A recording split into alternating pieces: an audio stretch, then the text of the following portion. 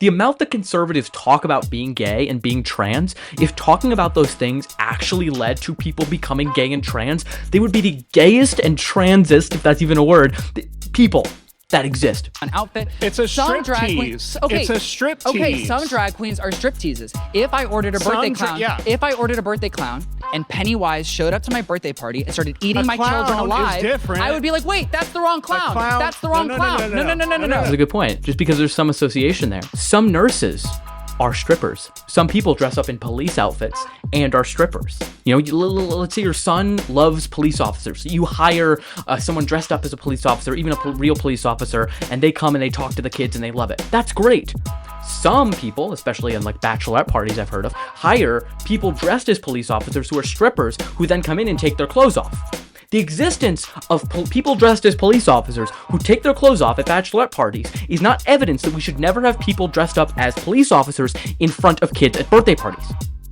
It's that simple, okay? So that's what we're talking about here. So, of course, Drag Queen Story Hour is fine, okay? Just because it makes you feel a little weird because they're not conforming to your gender roles does not mean that it's sexual manipulation or is sexualizing children. All right, hello everyone. Hope you're doing well. If you're watching this video, thanks for tuning in. You're probably coming from my Instagram or TikTok page, and just thanks for being here. This is a reaction video today to the latest Jubilee video, but I thought I'd spend just kind of the first couple minutes or so just debriefing and talking about my recent appearance on the Whatever podcast, as I'm sure you've been seeing many clips about that circulating. And just in general, I think that it was an interesting experience, to say the least. I'm kind of getting into those spaces, you know, I'm getting to talk with those kinds of people and engaging with their audience. You know, you don't realize how prevalent this stuff is. You know, I think it's really important to engage with these individuals because there are a lot of impressionable young people who watch those streams and they need to know that there's an alternative. They need to know that, you know, hating women is not the path to, you know, being a man, quite the opposite. So that's kind of how I've thought about it. There's another debate that's coming up on the Whatever channel. I'll be debating Andrew Wilson. You may be familiar with him. He runs a channel called The Crucible, and you know, he's another right-wing debater. And it'll be on the similar topic surrounding feminism. I think the resolution is the same, which is feminism good for society? But we'll have to confirm that with Brian. But other than that, I'm looking forward to heading back out to Santa Barbara later this week. So if you guys definitely tune in, it'll be, I think, would it be around like 6 p.m. or so, and that's going to be Pacific time, so it's going to be later, but it should be good. I'm looking forward to it. Stay on the lookout for that. Episode of the podcast I was a part of, the But Why podcast, comes out on Tuesday. I'm not sure exactly what time, but keep a lookout for that. You may have seen a little teaser about that. I got to sit down with Kristen and Laura, who are two brilliant psychologists, and talk about and debrief on the topics such as feminism, patriarchy, misogyny, the pull of the manosphere, what we can do to push back, and much, much more. So definitely stay tuned for that. You'll want to watch that. But I don't want to keep us, keep you too long or focused on this, because we're going to react to this Jubilee video that just came out today. The surrounded video of one LGBTQ activist versus 25 conservatives. So I just want to clarify, this is a blind reaction video. So I saw that they launched this video. I thought it would be interesting. I have not watched the video. Okay, so everything, it's not like I meticulously prepared. I'm going to be responding in real time. I know that there are fact checks that Jubilee does, so maybe we'll delve into those a little bit and do a little bit of research on the fly. But for the most part, this is just going to be a blind reaction video, and that's kind of how we're going to do it. So without further ado, let me drag myself down. I'm going to drag myself down to this side only because I realized that the Jubilee fact checks come in, this is mirrored, from that side. So they come in from the right side, which ends up meaning that my face down here could sometimes obscure the fact check. So fix that problem. I'm just going to be in that part for now. But looks like that's about it. Maybe I'll make myself a little bit smaller. I don't want to cover up too much of what's going on. But other than that, without further ado, let's hop right into it. So, all right. Sorry about that. And make sure everything's good. Participating in homosexual acts is inherently not loving because it's damaging. It violates natural law. Damaging. It doesn't violate natural law. There are over 1,000 species that are proven to have queer relationships. So at what number do we have to get to? to show you that this ruined their lives. How many double mastectomies do we need to have? How many young people have to tell you that this care is saving their lives before you care? I'm talking about the fact that it's even a movement to begin with. It doesn't deserve There's a civil rights movement that is described as the LGBTQ. It doesn't deserve a civil right. Hi, my name is Zander Moritz. I'm a Harvard student. I'm the executive director at Sea Alliance, a youth-led political movement focusing on school boards in Florida. And today, I'm surrounded by 25 conservatives. All right. Sounds interesting. I haven't heard of this guy, but looks like it's going to be interesting. My first claim is Donald Trump and Elon Musk are grooming more young Americans than the LGBTQ plus community. Oh, interesting.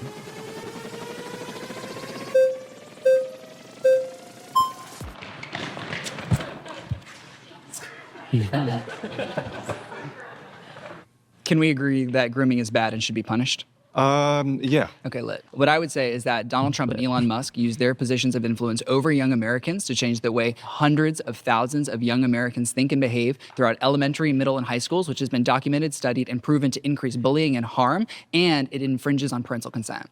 I disagree. Interesting. Why? I think that disagree. what they are trying to do is not grooming, but trying to... Let's define grooming. We should start by doing that. Yeah. I would say that grooming is someone with a position of influence over another person attempting to change their thought patterns or behavior to exploit them. Would you agree? Right. What I would say is that Donald Trump and Elon Musk are proven to have been doing that with elementary, middle, and high school children by sending targeted ads to youth demographics, accessing their rhetoric on social media. And what studies have shown, studies of tens of thousands of teachers, reported incidents, school reports, hundreds of disciplinary reports sent to studies have proven that there's increase in bullying in places where Donald Trump... I think they have a plan. Well, let me finish this really quickly. It's important This guy's not the that sharpest there tool have in been the shed. thousands of cases of Donald Trump's rhetoric being linked specifically to bullying incidents that have been done by elementary schoolers, middle schoolers, and high schoolers who all said that they felt vindicated in their actions because Donald Trump, the president, told them that it was okay. And what we're also seeing is that in communities that have a 10-point increase in support for Donald Trump, there's an 8% increase in bullying. And the reason that this is unique is this has never happened in politics before. It hasn't mattered Republican or Democrat. It's specifically Donald Trump and Elon Musk working to change the minds of young Americans, and they're doing it for exploitative gain. Right. Exploitive. No, I think that we are tired. We're tired of the left or the LGBT community. Non sequitur. We're tired of them trying to influence the children as well. No one's trying to influence the children, except Donald Trump and Elon Musk. No. They're trying to influence the children. So the LGBTQ plus community is not trying to influence children. They're trying to save children's lives. I disagree. You can't disagree without facts. Otherwise, we can talk we're not about operating in reality. castration. That's not saving lives. That's not saving lives. Okay. That's not saving lives. I want to break that down because it's a scary concept. If people were actually chemically castrating young Americans, I would also be freaking out. I would also have problems. But when we work with the medical professionals, when we talk to the psychologists, when we work with the families, we see that that is not happening. We see that that's not happening. There are 0.01% of young Americans that are receiving non-reversible gender-affirming care. And in 90% of those cases, that was life-saving care. That is life-saving care. Tragedies happen. Life-saving is a difficult metric to do because, of course, it's inherently speculative. But I do think generally it is very much correct to say that this type of care, when administered properly to these children, can be life-saving. Of course, it is a complicated decision. Of course, I think the biggest myth on the right is that, and then let that perpetuate is, you can just as a woman, as a young girl, walk in and get your breasts chopped off. And it's like, of course not. That is in no way happening. This is a very rigorous process in which there are many different remedies that are applied, many different things of that nature before something like that would happen. And even for those that are happening under the age of 18, which we can debate maybe, whether these individuals should be able to get those, because I acknowledge these are, we don't let kids get tattoos, under the age of 18, permanently altering their body, in some cases, rendering them infertile. It is a huge decision. However, the question largely comes down to, who do you want that decision to be in the hands of? Do you want that decision to be in the hands of parents, doctors, and the individuals themselves? Or do you want it to be in the hands of the government, who, frankly, many politicians, specifically on the Republican side, just have no idea anything about anatomy, don't understand how people's bodies works, and just don't understand how these things operate and how complex these decisions are. I don't want to get too much into it, but there is room for nuance here. There definitely is room for nuance. The problem is they're not interested in nuance. They just hate trans people and want to ban this care because they don't like them. And that's not genuine concern. That is just hatred. So that I don't want to I'll let Zander keep talking. About society as a whole, okay? Do more people regret their gender affirming care, or do they regret knee surgery, hip replacement, LASIK eye surgery more? Okay, let's pause. You've been voted out by the majority. It'd be interesting. I'm curious to see what happens. I will say Zander needs to let him talk a little bit more. You know, what I would do if I were in his position. Now, granted, of course, I'm not, and I'm glad he's there and not me, because you know, he's an LGBTQ individual. Is ask them questions. You know what I mean? Because what that looks like to someone who is sympathetic to them is he just spoke over them the whole time, which frankly he really didn't that much. He was just presenting them studies, and as soon as the guy would come back with, "Yeah, I don't know. I mean, whatever," like he would just present another fact, and it's like, draw that out. Like, show the audience, show their audience that he has no idea what he's talking about. Because you could tell from the moment that he sat down that he had, like, the lights are on in no one's home, really. Like, there's not, no offense to this individual, he was not very well prepared. I'm shocked at Jubilee's ability to get these, you know, people who just have no idea what they're talking about or a terrible ability to articulate themselves to actually show up to these things. Like, so I don't know. You know, I don't know how they get people to show up to basically make a fool of themselves. But regardless, I'll be curious to see how this goes on. So let's keep going. Track star. How you doing? Well, how are you, Michael? This is a question I have, and I just don't know because I don't know a lot about these surrounded things. Like, if they're racing to the chair, doesn't that always benefit the people who are on the side that's closest to the chair? Like, I guess I haven't paid attention enough. Do they rotate the people? Like, if you think about it, if everyone races, then the people who are closest to the chair are likely to win, which doesn't seem like a very equitable way. So I have no idea. Maybe we can, or maybe some of you can, throughout this video, watch where the individuals are sitting and comment down below if you realize that the director is specifically placing them in different chairs so they have a more easy opportunity to get up there. But I don't know. I'm just curious.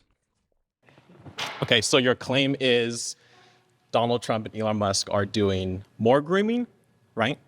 Yes. Than LGBT activists. 100%. Groups. Okay. Do you want to hear more about why? Sure. Yeah, go ahead. Okay, amazing. So Donald Trump's rhetoric has specifically been linked to bullying cases in elementary, middle, and high school. What we see are also that Donald Trump and Elon Musk are working in tandem to access young people through their phone screens. Donald Trump and Elon Musk worked to reduce Twitter protections, and we saw the firing of staff that worked to specifically set children's guidelines. We now see about 1/4 of young people that are online are on Twitter, and they're accessing media because also the algorithm has been changed to make sure that Elon Musk content and far-right content are boosted by about 1,000%, and that's been measured by a variety of studies. And so our young Americans, while they're on their phones, I wish they would fact check that. You know, I don't doubt it, but like this was also in my episode that I was a little annoyed about, is some things that people bring up, they fact check. Some things they don't. So just for the sake of, like, you just brought up a lot of numbers there. How hard would it to be to just pop in the fact check? You know, I don't know. It's a bit annoying at the inconsistency of the fact checks sometimes. On their phones without parental supervision are absorbing rhetoric that psychologists have measured to be damaging not only to their minds but to their peers' minds. So we've specifically seen hundreds of cases in over 20 states that bullying has increased. Yo, guys, no, go back. Wait. That guy.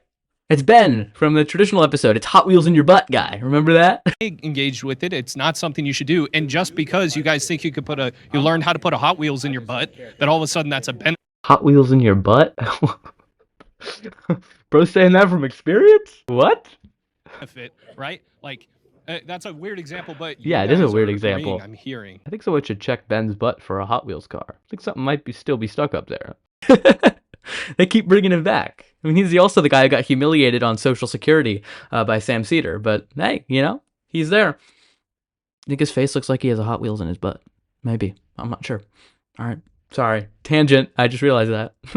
For 20 states that bullying has increased as a result of Donald Trump and Elon Musk's rhetoric. There was an incident, and it was heartbreaking, where one student was bullied so severely that they attempted suicide because they kept being told, Donald Trump says you need to leave. Donald Trump says you are illegal. And it is a heartbreaking, devastating truth because these young minds are not voters. This has nothing to do with the political campaign. It has everything to do with changing the political culture and working to specifically target young people. That's why they're banning books. That's why they're trying to restrict. So he's doing a really good job making points, but this is not a dialogue. Okay, like, I'm nothing against this guy. This dude is super smart and super well prepared. But in order to have it be a dialogue and to change minds, you actually have to engage with him. Because if you don't engage with the guy sitting across from you, anyone sympathetic to his point of view, yeah, they're going to be listening to Zander and be like, yeah, this guy's really well prepared. But they're like, okay, you're just steamrolling and going right through him. So instead what you have to do is ask, are you against, what should we do about children if they take their own lives? Do you think it's a wrong? Like, have leading questions. Have it be almost a cross-examination. Put them on the defensive and ask them leading questions so that they kind of flesh it out and look bad. So that, because if you just steamroll them, you know, I get it. But if you're not dialoguing back and forth, you're not going to get people, the neutral observer who kind of wants to see the dialogue. You're not going to really win them over. So good job, Zander. You were very well prepared. I'm worried that this is not going to have the rhetorical effect that he intended. But other than that, dude's spitting facts, you know?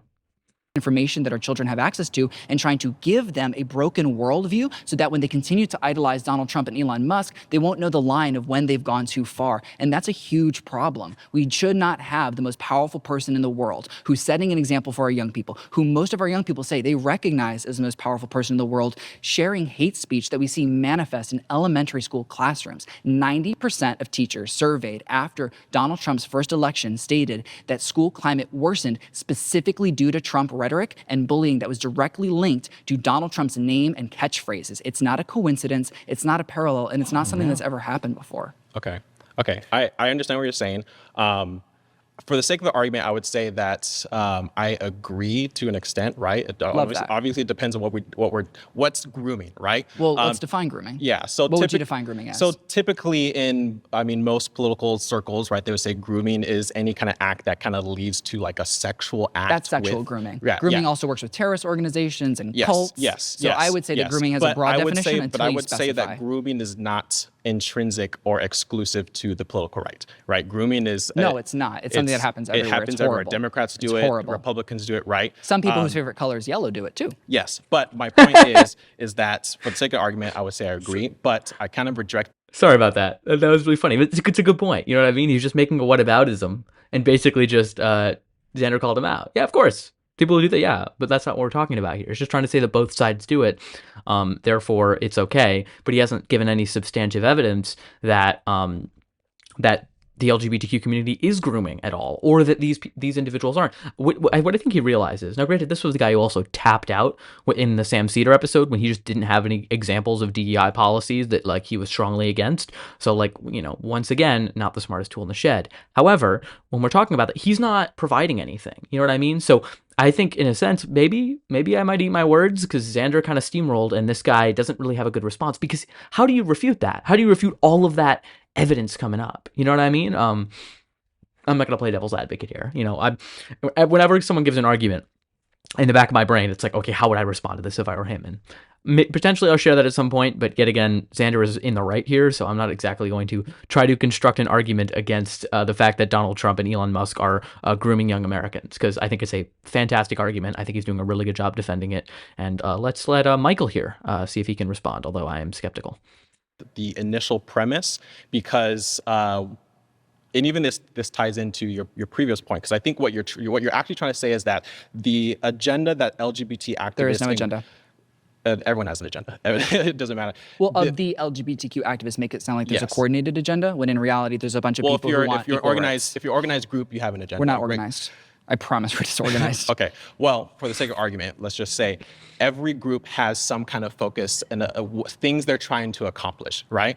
That's not exclusive to one party. Sure. But the reason I think what you're trying to say is that LGBT groups aren't the issue. Gun violence. Don't tell him what he's trying to argue. That's what that pisses me off when people say that. So I think you're trying to argue. No, not what I think. Don't make my argument for me. Respond to the argument that I put forward.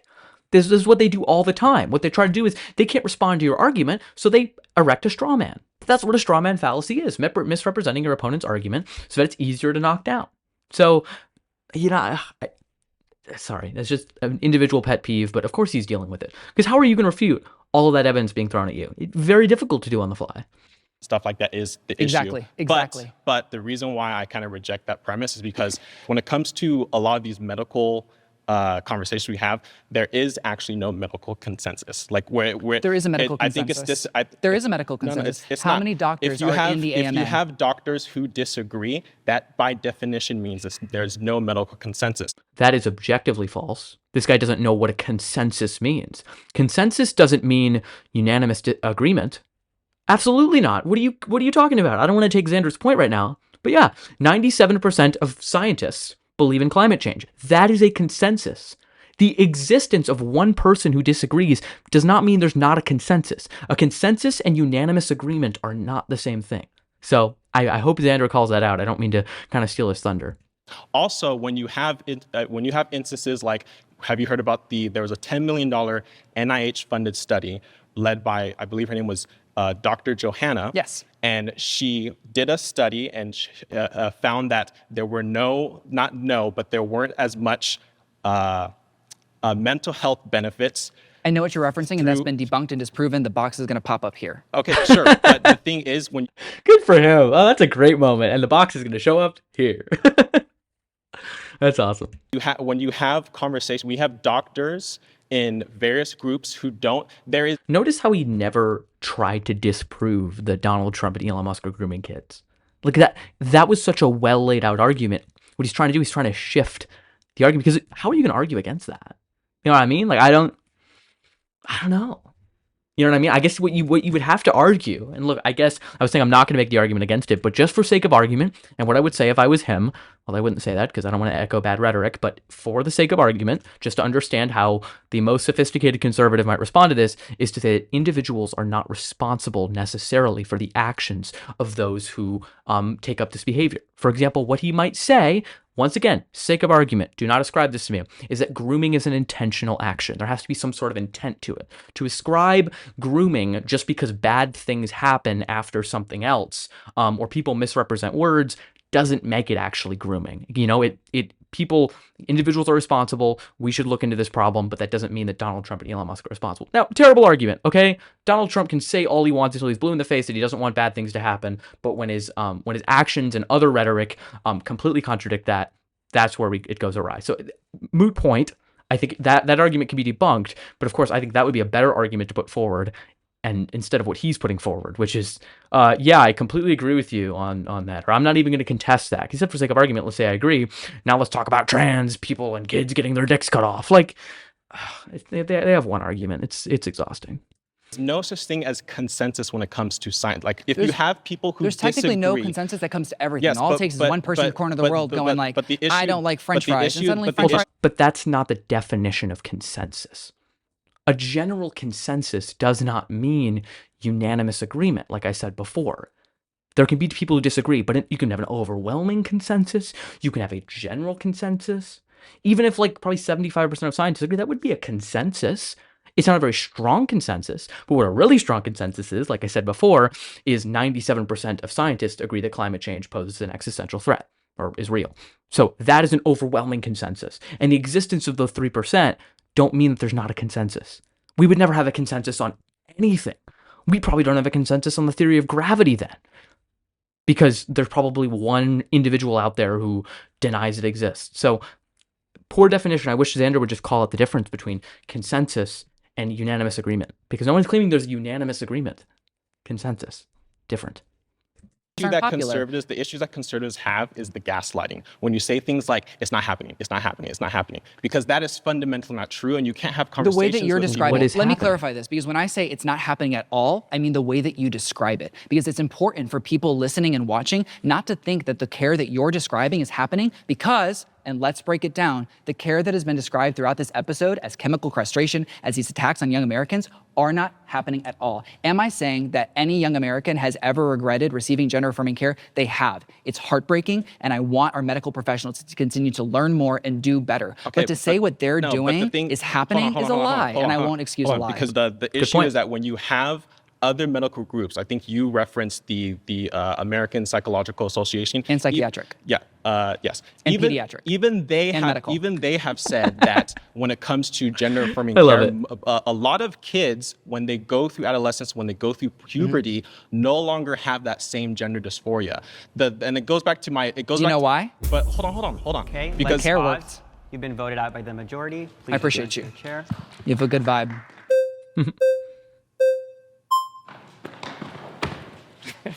Love your shirt. Yeah. Okay, so you're saying that Elon Musk and Trump are grooming kids, yes. Right? Okay. So you have a unique lifestyle, right? Gay, LGBTQ. To keep that lifestyle, we need men in this country to be in the Army, right? What? To defend your right to have your unique I'm down lifestyle. with that. Yeah, I support some of the military. We got to stop pushing it on kids. Pushing what on kids? The trans stuff, the LGBTQ stuff. Talking about being trans and being queer made someone who is not trans and queer more likely to be trans and queer, that would result in a lot of harm. But it's not happening. Yeah, think about it. How often are these people hearing about trans and queer people and gay people? Is this guy gay? Is that what he's saying? The amount that conservatives talk about being gay and being trans, if talking about those things actually led to people becoming gay and trans, they would be the gayest and transest, if that's even a word, people that exist. It's not, because that's not how this works. So, yeah. That is happening. It's not happening. Give me evidence. Well, look at California. There are more queer and trans people. Give me evidence. California. California is just what conservatives point to when they don't have an argument and just hate something. Oh, California. Did you know that there's homeless people in California? That means California's bad. Like, Jesus Christ. Is queer and trans people feel more comfortable coming out and less likely that they're going to receive mass amounts of hatred. There's been a rise in the LGBTQ, the trans. Because there's more information out there. There's more affirmation out there. Because there's more media representation. The media loves to push it. This is ridiculous, okay? I don't know if you guys have ever seen the graph of left-handedness. This is a really good example to bring when this comes up. The graph of people who are left-handed. It spikes up when social acceptance of left-handedness becomes more common. Okay, when teachers stop beating kids into using their right hand, more people are left-handed. In the same way, if you stop stigmatizing being gay and being trans and embrace these people for the full human beings that they are, more of them are comfortable identifying and coming out as such. So this is a ridiculous argument to claim that it's the reason is because they're pushing it. Okay, look at the actual cause. Was there a massive push towards left-handedness in the United States in the early 20th century? We just, this left-handed propaganda. It's the left-handedness. Like, the left-handed media is pushing all this to make people left-handed. Of course not. Same thing applies here. So.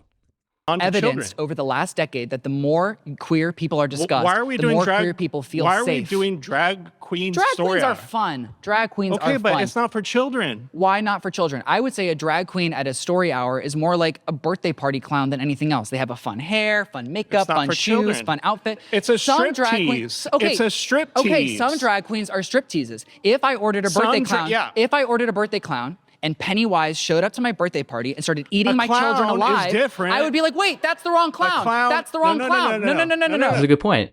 Just because there's some association there. Some nurses are strippers. Some people dress up in police outfits and are strippers. If someone in a police outfit, let's say your son loves police officers. You hire someone dressed up as a police officer, even a real police officer, and they come and they talk to the kids and they love it. That's great.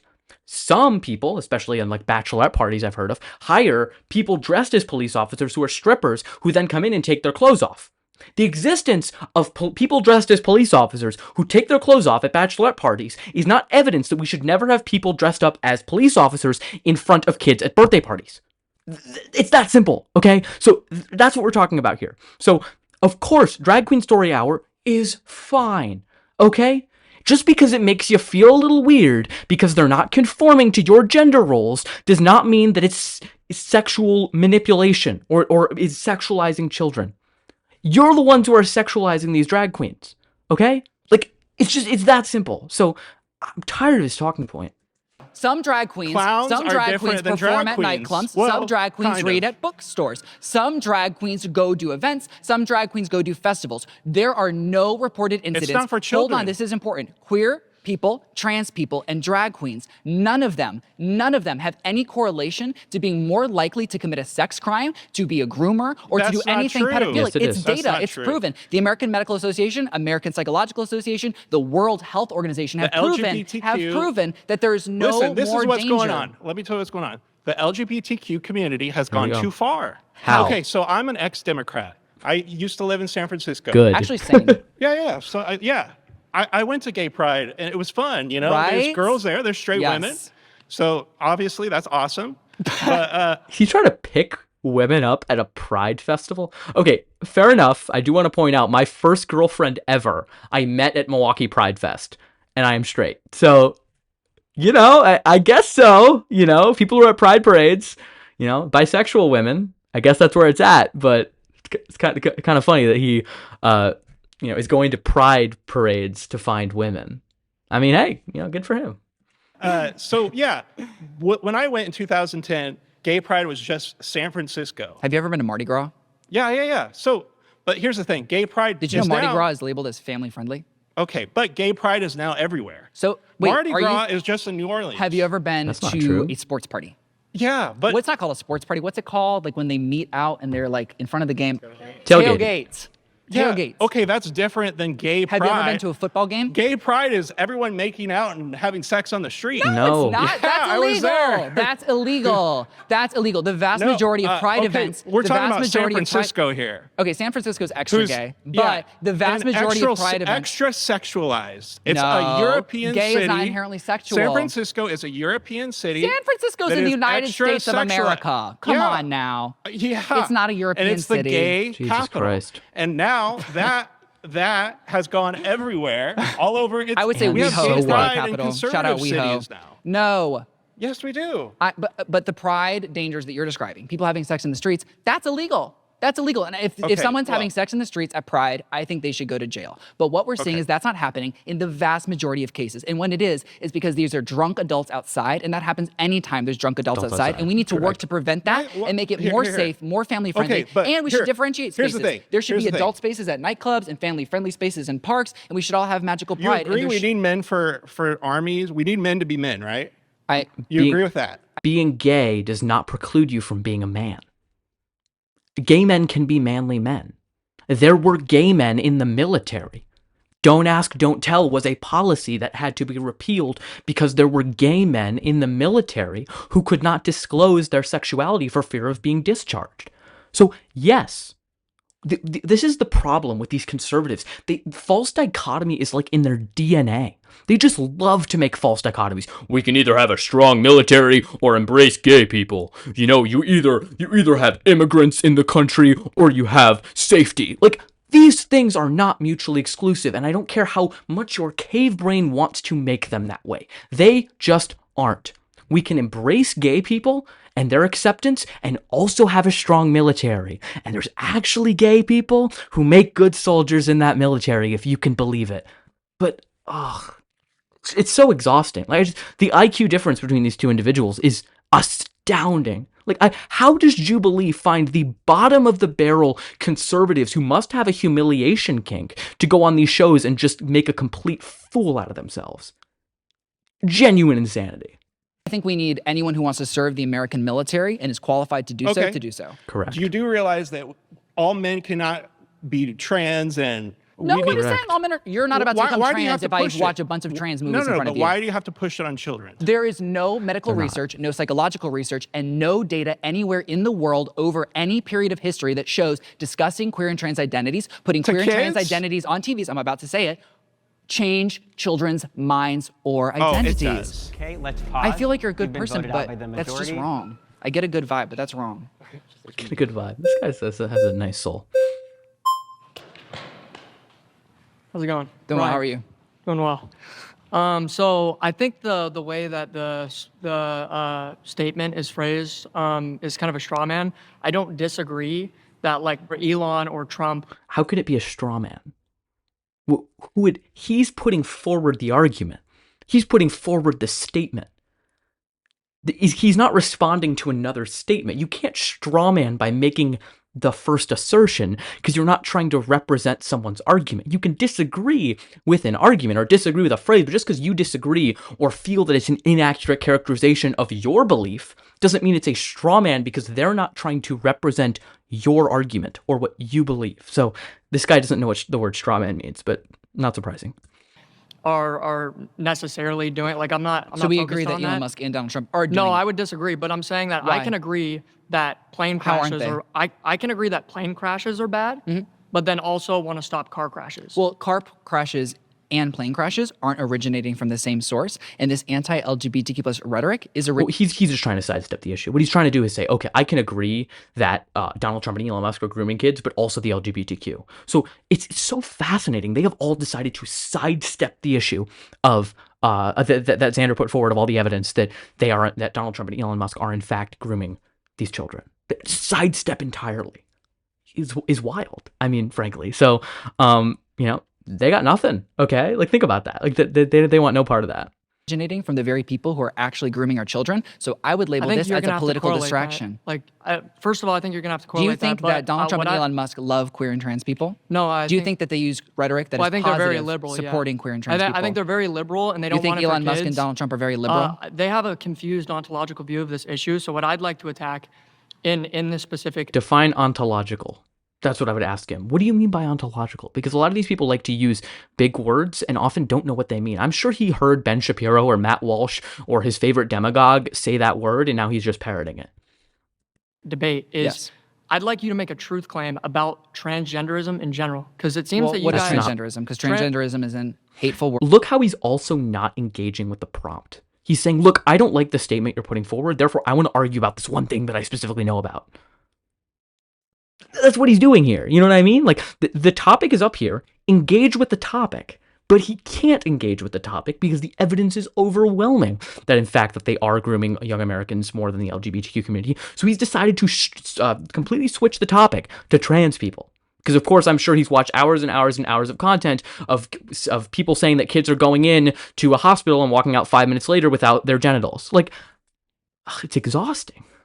Word that doesn't exist, and we're gonna have to unpack that. How is that a hateful word that doesn't exist? Transgender. Hold on. I really wish Zander would just be like, because I'm sure, I don't know. I haven't looked at the prompts. I have to imagine there's more prompts that are here. You know what I mean? I have to imagine maybe there's a prompt about trans people. Just be like, look, let's talk about what we're here to talk about in the prompt now. And when I talk about X, Y, or Z later, or if you have, because I think how these surrounded episodes go, if I understand correctly, and I have a few friends who've done them before, Zander can choose to pick someone with their own prompts to come up. So be like, look, you know what? If you have a prompt about transgenderism, I will highly consider picking you as the one person to bring back up at the end. But right now, let's focus on the topic that we're discussing right now, which is whether Donald Trump and Elon Musk are grooming more Americans in the LGBTQ community. That is the statement that you came forward to disagree with. So tell me why you disagree with that statement, not why you don't like trans people. Like, that, it's an entirely non-sequiting argument. So what do you think transgenderism is? Okay, that's why it's hateful and doesn't exist. Okay, so because men are not pretending to be women. Trans women are women, and I understand. Okay, did you know? There's a truth claim right there. So trans women are women. So there's a thing that I would like to put forward to you.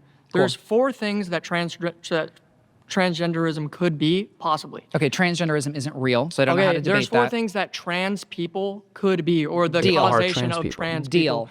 Did you know that they have brains more like their gender? Yeah, I've been through that study. It's obviously fraudulent, but I'd like to go into... No, it's not. It's peer-reviewed. Yeah, I know. The scientific and medical establishment, like the study that he brought up earlier... How many doctors are in the American Medical Association? I'm not sure. How many medical professionals are in the American Medical Association? Yeah, I'm not sure. 270,000. Yeah, they're democratically elected and they make decisions. I don't care about credentialism. You don't care about people. You don't care about credentialism is crazy. This is what we're this is the anti-intellectualism backlash on the right. You know what I mean? When experts disagree with us, we can't be the ones that are wrong. It must be the experts. It's never introspection. It's always projection. So of course he doesn't know because he doesn't care and he's not going to look into this stuff unless he has a reason to try to dispute it. It's ridiculous. No, so I'd like to make, I'm trying to attack this point ontologically. I'm trying to get you. I'm trying to attack this point ontologically. Okay, I'm going to use big words to make it sound like I know what I'm talking about, but I actually don't know anything about the American Medical Association. Like, shut the fuck up, dude. Seriously, he has no idea what he's talking about. He's trying to sound smart, like the podcast bros he watches for like 24 hours a day and listens to and falls asleep to, but he doesn't, okay? Because it doesn't work. To make a truth claim about trans people. Let's do it. The first thing that trans people could be claimed. Look how he's not. I'm sorry. I don't want to like make this be 10 hours. He's not engaging with the prompt. The prompt isn't about trans people. It's about whether Donald Trump and Elon Musk are grooming more young Americans than the LGBTQ community. This is not the prompt. He has completely just said, I don't even want to talk about that. I want to talk about trans people. I really wish Zander would just like shift it back. Because that's what you got to do with these people. They have 5 rotating talking points. And none of his 5 rotating talking points obviously can refute the overwhelming amount of evidence that Zander presented that younger Americans are being groomed more by Donald Trump and Elon Musk than the LGBTQ community. So he has to shift to trans people, which is where some of his 5 talking points lie. So it's ridiculous. Could make a claim about themselves. There's 4 things. The first thing, and I'm going to go through them really quick, and then you could respond to them. That their gender doesn't match their birth sex, period. So the first thing, yes, could be a sexual perversion. So that has always existed. Men dressing up like women for a sexual fetish has always existed. That's not a sexual perversion. That is a perversion. Is Rudy Giuliani a pervert? Yeah. Really? Okay. Yep. Agreed. Yeah. Agreed. That has weird vibes. So let me just finish. What about Brett Kavanaugh? I don't think those claims were substantiated. But yeah, what about our vice president? No, he didn't have sex with a couch. That was obviously fraudulent. No. What about the fact that he dressed up as a woman? That was a Halloween party. So look, we're getting off topic. Dressing up as women is not always linked to pedophilia. And what we actually study is that transgenderism is not linked to any sort of any sexual misconduct or violence. I understand you're passionate about the issue. I just like to get through these 4 things because other people like to talk. So the first thing, I think you could admit that some people dress up, like Leah Thomas, for example. He was on. Oh, they have to try to be transphobic. They literally have to try to be hateful. He got it right. He naturally got her pronouns right, but he had to correct himself to be hateful to fit with his hateful ideology. Like, you just can't make this shit up. I'm sorry. Oh, sorry. I'm not being enough of an asshole. The Penn State swim team. We found his secret Instagram account, and he was posting. No, this him. is so. Can we just at least it's a guy. Pretend for the conversation? So I'm not going to check you every second. I won't. I'm gonna have to check you because that's hateful and that's wrong and it's inaccurate. It's not. No, it's not inaccurate. He has a penis. Leah Thomas lost to cisgender. Hold on. Wait a second. You just said he has a penis. First off, do you know that? Have you looked in Leah Thomas's pants? Have you? Also, having a penis doesn't make someone a man. If someone has to get their penis cut off, or there's some sort of disease where they have to get it removed, or if it doesn't develop properly, does that mean that someone's suddenly not a man? If someone develops penile cancer and has to get part of their penis removed, or removed intact, are they no longer a man? No, of course not, because having a penis does not define being a man. That is such a reductive, biologically essentialist view. Ridiculous. Athletes the same year that she won. There's no inherent biological advantage for trans athletes competing in their sports. Obviously there is. Men are stronger than women. I don't care about that. They have to go through care and standards. Dude, the NCAA sets specific biological standards of care so that you can't just be like, okay, I want to switch genders. I understand. And I understand you're passionate about the issue, but I'm trying to just get through. I understand you're passionate about the issue, but let me get to my other bullshit talking points, okay? Misinformation. Men pretending to be women. Trans women, are not women. And the first claim that I'm making is that trans women are women. Okay, you can keep saying it. It's not true. I feel like I have to. I understand. The argument is, are trans women women? And I'm saying no. So if I call her a woman, I'm forfeiting my entire point. Well, so you understand? Yeah, correct. I'm not going to say that. Your point isn't I don't valid. understand what. Yeah, I'm going to prove why it's valid. So men who pretend to be women, either it's a sexual fetish, which I think that you can agree. It's not a sexual fetish. It's medically proven not to be. I think that you can agree that sometimes it can happen. Transvestitism. I think some men dress up as women. I think transgender women are women. Okay, that's what I'm claiming. The first thing, that's that. The second thing is a body dysmorphic disorder, right? That's a body, and as laid out Gender in the dysphoria, DSM-4, and still in the DSM-5 when they changed it, there's still a 65 to 75% overlay between people who identify as transgender and them having gender dysphoria. So my question for you is, if it's a body dysmorphic disorder, if it does exist as a body dysmorphic disorder, why wouldn't you treat other body dysmorphia disorders the same way? We tried that with conversion therapy. It killed thousands of people and it was derailed by every single medical institution in the world. That is the attempt to change why not give a tummy tuck to an anorexic person? Why not give a tummy tuck to an anorexic person? You're making physical changes. People make physical changes all day long. There's a higher rate for care for breast augmentation, LASIK eye surgery, knee replacement surgery, hip replacement surgery than gender-affirming care because it's life-saving essential care. First of all, look at the prompt, everyone. This is still about Donald Trump and Elon Musk, but this guy's ran from the point because he has nothing to argue. So instead just wants to argue about trans people.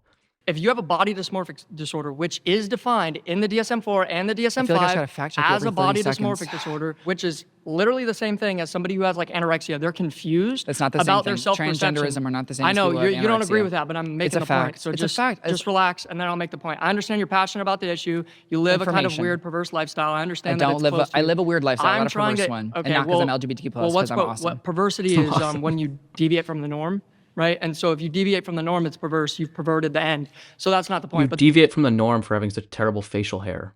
Like, what is going on with the mustache and there? Like, your facial hair is perverse. We want to get into that argument? The actual point is that, in reality, a man who pretends to be a woman is not a woman, and it's the same thing if I were to go to the doctor's office as an anorexic and say, Doc, give me a tummy tuck because my self-perception is not in line with reality. But that's so go not ahead, life-saving give me care. a tummy tuck. So hold on. Let's deconstruct this claim, because I actually hear it a lot, and I think it would be really valuable to look at this claim directly. The argument that he would be making would only be valid if it were the case that trans people, or like people who are questioning their gender identity, were just able to walk into a doctor's office and be like, I want my genitals cut off. You know, I want a vaginoplasty, or I want a phalloplasty, or I want a double mastectomy. That doesn't happen. It just doesn't happen. Even for adults, these are long processes. These are processes where there's referrals, there's processes where there's therapy, there's processes where you talk about these issues and talk about all the risks. These things aren't happening on a whim. So someone with anorexia would not be able to walk into a doctor's office and say they want a tummy tuck the same way someone who's trans couldn't immediately walk into a doctor's office and get their genitalia cut off. It's not how it works. And also, there are different types of treatment for different types of disorders. The claim here is not that for every person with gender dysphoria, gender-affirming care in terms of like surgery is the correct solution. That is not always the case. There are a variety of treatments for specific disorders. So there are a lot of different avenues you can go down. And the first one is never physical surgery. It's not. You talk about these issues because everyone's different. And of course you don't want to haphazardly make a decision that causes someone to be infertile for the rest of their life or cause them to, no longer have body parts. That is a big decision, and that should be understood in such a way. But to claim that, like, this is equivalent to an anorexic person asking for a tummy tuck is so divorced from reality, okay? It's just the case. If you were to give a person with anorexia a tummy tuck and affirm that, they would die. The opposite is the case for gender-affirming care, actually. And it shows that when people don't have access to gender-affirming care, particularly children, they have much higher rates of suicide. So his argument is backwards. The correct thing is to say that we shouldn't give someone with anorexia a tummy tuck because that will lead to their worsening of their condition and them dying. But we should give people gender-affirming care because it leads to them overall not ending their own lives. So you can hold those two consistent positions at the same time. Nothing here is contradictory. So, yeah, neither is transgenderism. It's medically proven to be. No, it's not. There was a new Oxford study that just came out in 2025 that proved anxiety, depression, suicidality, and suicide all skyrocketed. The same study. All skyrocketed. Hold on. Reality. Let's go look back at this. I want to read the thing. Oxford study reviewed records of more than 107 those who went gender-affirming were significantly higher risk for depression, anxiety, suicidal ideation, substance use disorders. Study found that surgery was beneficial in affirming gender identity. So once again, we have to look at correlation here. Just because two things happen doesn't mean that A caused B. So when we're looking at this specific study, it says that afterwards, they were at a higher risk of depression. It's possible that the surgery caused the depression. What's also possible is that trans people are fucking hated in this society, regardless of the care that they get. So it's still possible that people who are persecuted and socially ostracized will continue to experience that social ostracization at a higher rate. So what you have to do, and what the study would have to do, is prove a causal link between surgery or gender-affirming care and higher rates of all these things such as depression, anxiety, and suicidal ideation. That's not what the study showed, because what the study showed is that, as it says in the end here, the study was found that surgery was beneficial in affirming gender identity. So it's not their gender identity that's causing them to be depressed, anxious, or contemplate suicide. None of those things are the case. So it is external factors. So I just want to put that to bed. and suicide skyrocketed. The reality of the situation, it proves the reality that of the situation, gender-affirming care and affirming environments reduce the rates of suicide, depression, and anxiety. It skyrocketed in every case. Just quoting it. That's time. Yeah, misquoted the study. Good to talk to you. Surrounded is now a podcast. Okay. Available where? I'm gonna skip through this. Plus acceptance is healthcare costs and gun violence harm young Americans. LGBTQ plus acceptance does not. It was a fair point, yeah. How do you disagree with that? Hi. This is the guy from the intro. Can we agree that our shared value for this debate should be that all young Americans have safe and healthy childhoods? Absolutely. Okay, beautiful. Yeah, I just want to make sure I heard that right. Young Americans referencing children. Yes. So then I want to switch the focus on what the plus represents, an LGBTQ plus. First, I want to state that gun violence has been the leading cause of death for American children for the last 4 years, and 6 American children died. What I want to say about this gun violence statistic, because I think it is slightly misleading, this does not mean that gun violence is not an issue, but the way that they're framing gun violence in a lot of these studies, they consider a child, very often the CDC, from age 0 to age like 19. And a majority of those gun deaths that like skew that number are between the 17 and 19 range. So in a sense, when you say that the leading cause of death for children is gun violence, the image people get in their head is, oh my God, these are 4-year-olds, 5-year-olds, young teenagers. When that they're not as high of a risk. This does not mean that gun violence is not a very serious problem. It absolutely is, and we should definitely care about the problem because it still kills an insane amount of people overall. Like 40,000 people died from gun related deaths. But I don't want to use the reality is I just don't want to skew statistics, and I don't want to use misleading statistics in order to kind of emotionally prime this sort of thing. You know, gun violence is still a problem, and it affects children, and school shootings are bad. But the leading cause of death for children, as we typically understand children, which is not 0 to 19, we could say 0 and under 18, under 17, something like that, is going to be something, I think usually like car crashes or something like that, or accidents are more common. So look, I care about statistical and factual accuracy across the aisle, and I think we can make good arguments for the claims without skewing the data. So I just want to point that out. It's a bit of a misnomer, so. Every single day from gun violence, and 4 million young Americans are currently uninsured, which makes them 60% more likely to die, while LGBTQ... Hold on. Gun deaths are leading cause for children, mortality for children ages 1 to 17. Okay, so I haven't looked at that. I haven't seen that. The study I've seen is the one from CDC where they do 0 to 19. So, I mean, fair enough. I'd be curious then how much of that is like 16, 17. It doesn't mean it's not a problem. It doesn't mean that, like, it's not, but, like, I'm just not sure. So I'm not making the claim here. I could be completely wrong. There could be an updated study from Johns Hopkins that analyzes ages 1 to 17. I'd be curious just to know how much of that is in the upper bracket, because at least from the data that I saw previously, it very much skews higher. So interesting though. I mean, you know, I'm glad they put that fact check in. Plus, acceptance risks no American children's lives. I'm not in disagreement with that per se.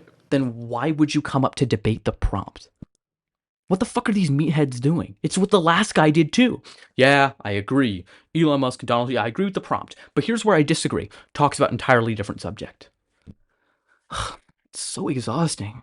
Necessarily. I love that. But where we're headed, right? That plus is a placeholder for maps. For minor attractive persons, No, it is not. That would be insane. Absolutely, that's pedophilia. I'm glad that you think it's pedophilia and it's insane. Well, it's defined as pedophilia. I think you understand and you know that your side of the aisle does not feel that way. No, that's objectively false. I don't know anyone who seriously takes maps seriously or minor attracted persons. No, this is a perversion of the LGBTQ movement and a stain on it. And I've not met a serious person who actually believes in that. Fear-mongering tactics, once again. What's the number one cause of children being groomed? Or what's the most likely culprit? White, straight, men. Thank you. You don't care about kids. Like I'm tired of this age-old rhetoric about gay people and LGBTQ people being a threat to children when they're objectively not. It's just projection from the fact that you and me are the most likely demographic of who are going to abuse kids. Okay? Focus on that problem if you care about children. If not, shut the fuck up. There is a large Who commits the most acts of pedophilia in the United States of America? I'll give you a hint. Do you identify the LGBTQ as a political movement? No, not at all. He didn't answer the question. He dodged the question because just what I just said. I disagree right there. Well, why is the LGBTQ plus community a political movement? It's first of all, it's considered a victim class. Let's start there. They have victim class. Protected class. See how they changed the language there. It is a protected class, which means that they are protected from discrimination, although those protections are being rolled back. So that is correct. They are and should be a protected class, just like race is a protected class. I just want to make it clear, LGBTQ people are not a protected class. The class of sexual orientation, the trait of sexual orientation, is a protected class, which does protect you as a straight man in your straight orientation if you were to hypothetically be fired because of your sexual orientation. So that's the case. You actually don't have to be a member of one of these marginalized classes in order to take advantage of anti-discrimination law. A perfect example of this is, imagine if you are a straight man, but let's say you are more flamboyant. Let's say that you are more feminine in nature. You like to dress up and do things that people often consider to be typical of gay men. And let's say that your employer fires you because he thinks you're gay. You can file an anti-discrimination lawsuit under the basis of sexual orientation, even if you're not actually gay. So anti-discrimination laws affect everyone and benefit everyone, regardless of whether or not you are a member of the marginalized group. So I think that's just really important to state here. LGBTQ individuals are not a protected class. The protected class, or not a victim class as he put it, of course, they're not a protected class. The protected class is sexual orientation, which includes everyone's sexual orientation. So just want to clear that up. They have What's a victim class? They have specific rights and protections. They have the same rights and protections as all Americans, or they should, and we're working to get there. That's not because true. Right now, unfortunately, you're right, it's not. Right now, they don't. Right now, LGBTQ plus Americans have less rights and liberties than the standard American. Than heterosexual Please cisgender tell me Americans. how they have less rights and privileges. There's a variety of things. For example, there's legislation in several states that work to prevent trans women from accessing the bathrooms that relate to their gender identity. There's prevention of LGBTQ plus discussion in education. There's efforts right now from our president to work and roll back rights that have been guaranteed to LGBTQ plus Americans for decades. And it's really, really important that we recognize that, because right now, LGBTQ plus Americans do not share the same liberties and rights as cisgender heterosexual Americans do. And to pretend that it's not happening is really weird. I would ask you, what rights do you think LGBTQ plus people are asking for that are special rights? So this is where we're going to fundamentally disagree. Yeah. Really, because first and foremost, to be quite honest, I believe, and that's not that I believe, I know that the LGBTQ movement is a Marxist movement. I believe it was installed. Come on, define Marxism. Once again, define these terms. These are scare terms. These are all-encompassing terms to describe things they don't like, okay? Communism and Bolshevism was used to slander and smear the civil rights movement. Oh yeah, racial integration is communism. Civil rights is communism. They use that forever and they're still using it. They also then took up critical race theory. Okay, and they use that as a catch-all term to kind of describe anything they don't like. And by the way, if you think that's speculative on my part, it's not. Christopher Rufo, if you know who he is, God bless you, he is a right-wing demagogue individual who's just railing against anything related to racial equality and equity within any sphere, including schools. He publicly admitted that the goal of the anti-critical race theory movement is so that the public has such a negative view and connotation of critical race theory that they brand anything crazy that they see that they disagree with under the umbrella of critical race theory. He admitted this publicly in a tweet. So I'm not going out on a limb here. They do that. And what's the latest example of that? The term woke. It is an amorphous, ambiguous term that they use all-encompassing to describe thing I don't like. That is what woke means to these conservatives. That's what communism means to these conservatives. That's what critical race theory means to these conservatives. It's just a fear-based catch-all term, and I just kind of wanted to point that out. I didn't want to go on too much of a tangent, but that's what he's doing right now. I would love to have Zander ask him, what is Marxism? Because I guarantee my left kidney, this motherfucker could not claim that Marxism is a school in which advocates for a stateless, classless, moneyless society. Okay, let's see. Marxist movement. That's a funny thought. I let you finish talking. Let me finish. Okay, but you're just saying things. No, I'm not. I'm saying things that I know. I believe you've developed and put yourself in this sort of matrix fictional reality, and you feel safe there. I'm glad you do. Matrix It's the reference. I think tracking social patterns of language is fascinating because the use of the term matrix to describe people who've escaped and woken up is fascinating. Okay? Because it's this red pill ideology. The term red pill comes from the movie The Matrix. If you haven't seen it, amazing movie. These people either haven't seen it or don't know that it was written by 2 transgender women, ironically, okay? Like, the irony just is too much. But yeah, so, you know, take the red pill, wake up, escape the Matrix. They're just repeating things they've heard on podcasts and within the manosphere. So just really interesting to think about. But here's the problem. Where we're headed is why I'm concerned. Where are we headed? I'll tell you where we're headed. We're headed towards maps. Whether or not you agree with that is regardless. What evidence is there that we're headed towards maps? I mean, are you kidding me? Yeah. Are you kidding me? Asking me to substantiate my claims? Asking me to back something up instead of just saying it and agreeing with me? What is this? Dialogue and critical discussion and conversation, man? Oh! God, this dude fucking breaks my brain. How are these people real? Someone asked you to provide evidence and you get offended? I thought this was the facts over feelings crowd. Good Lord. Even on the conservative side, they're opening up the discussion on whether or not this can be considered a legitimate sexual orientation. No one is saying that pedophilia is a legitimate sexual orientation. Okay. This is important, actually, evidence that you're saying this right now. Because where we're headed, I'm very secure that we're heading this direction. We're in evidence. At a certain point in time, that would be really concerning. Then I would understand. And I agree that we agree with that. But going full circle, okay? Yeah. Who started the game? You haven't drawn the fucking circle. How can you go full circle when you haven't even put pen to paper? Like, what? There is no circle. You have not drawn a circle. You've not even gotten close to the table. Oh my God, we're less than 30 minutes in and I'm already having crashing out. Okay. Rights movement. Black trans women. No, Harry Hay started the gay rights movement in the 1950s. What party did he belong to? You tell me. He belonged to the Communist Party. What book and what society did he start at the time? What would you say is the LGBTQ plus movement? Because I would define it as a civil rights movement in modern history. Whereas you're acting like him telling him to stop derailing is crazy. Why are they talking? Once again, prompt. What is the prompt? Healthcare and costs and gun violence harm young Americans, and LGBTQ acceptance does not. They have not discussed healthcare or gun violence, and he's not even substantiated any sort of claim here. This is insane. We're sticking on this topic. Plus people. We are but you're not talking about because ultimately you're leading to deconstructionism. You want a gray box society. Here's the problem. He has read a little bit of postmodernism. He has read a tiny bit of it, or he's heard someone he looks up to who mentions Foucault, mentions Derrida, mentions deconstructionalism and post-structuralism, and he's latching onto it and trying to use words that he doesn't understand. Just like the other guy who's talking about ontology.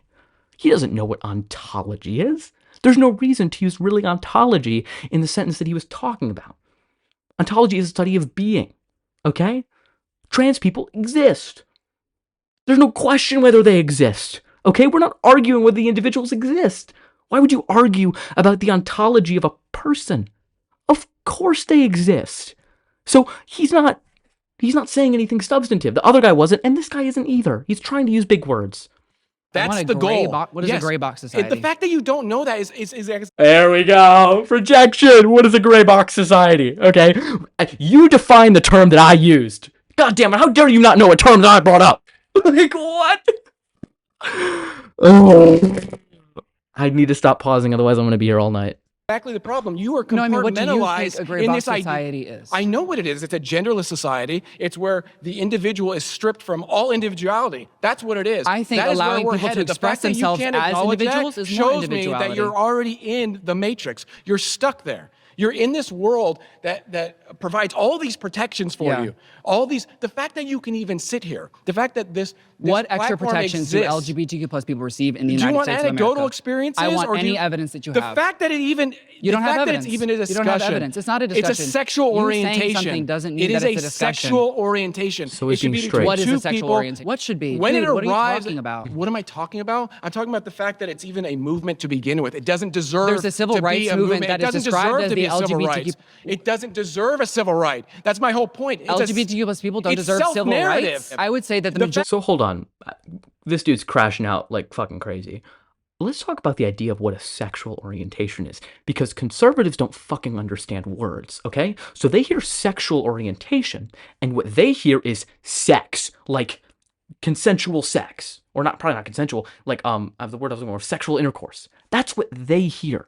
That's not what sexual orientation is. It means, what is your sex, and what sex are you attracted to? Okay? Sex or gender, I think, people are using terms differently, but that's what it means. So your sexual orientation doesn't mean you even have to have sex. It means, who are you attracted to? Okay? Who are you attracted to sexually, romantically, even platonically? You can have platonic attraction. Sexual orientation is, if you are a man and you are attracted to a woman, you are heterosexual, because your sexes are opposite. That's what hetero means.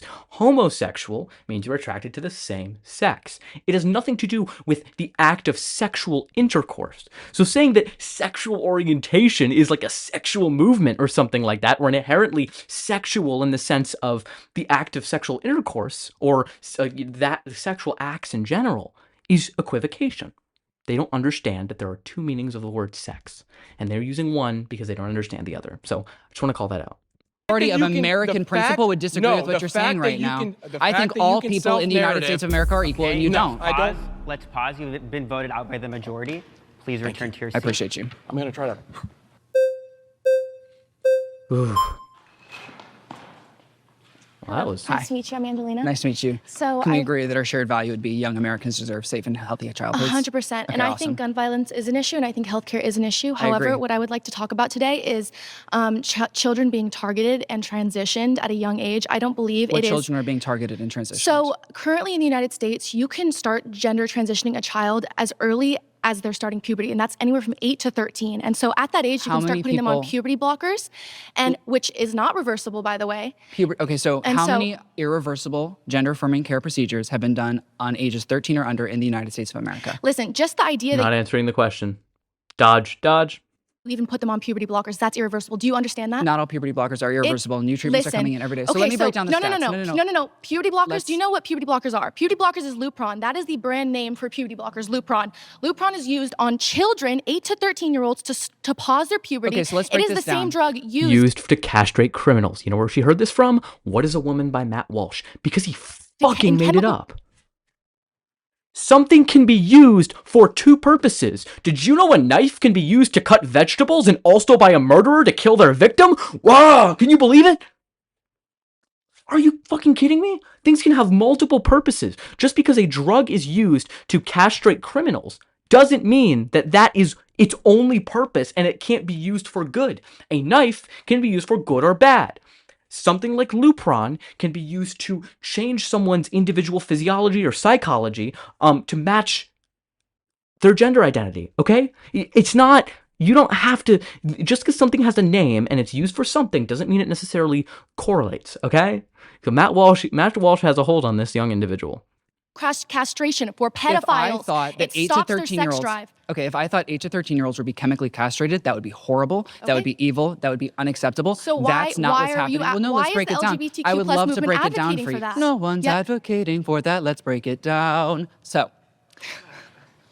1% to 3% of the youth population in the United States of America are trans. About 15% of that 1 to 3% receive reversible or partially reversible gender-affirming care. What do you mean by reversible? What do you mean by reversible? I'm talking about hormone blockers. I'm talking about hormone replacement therapy.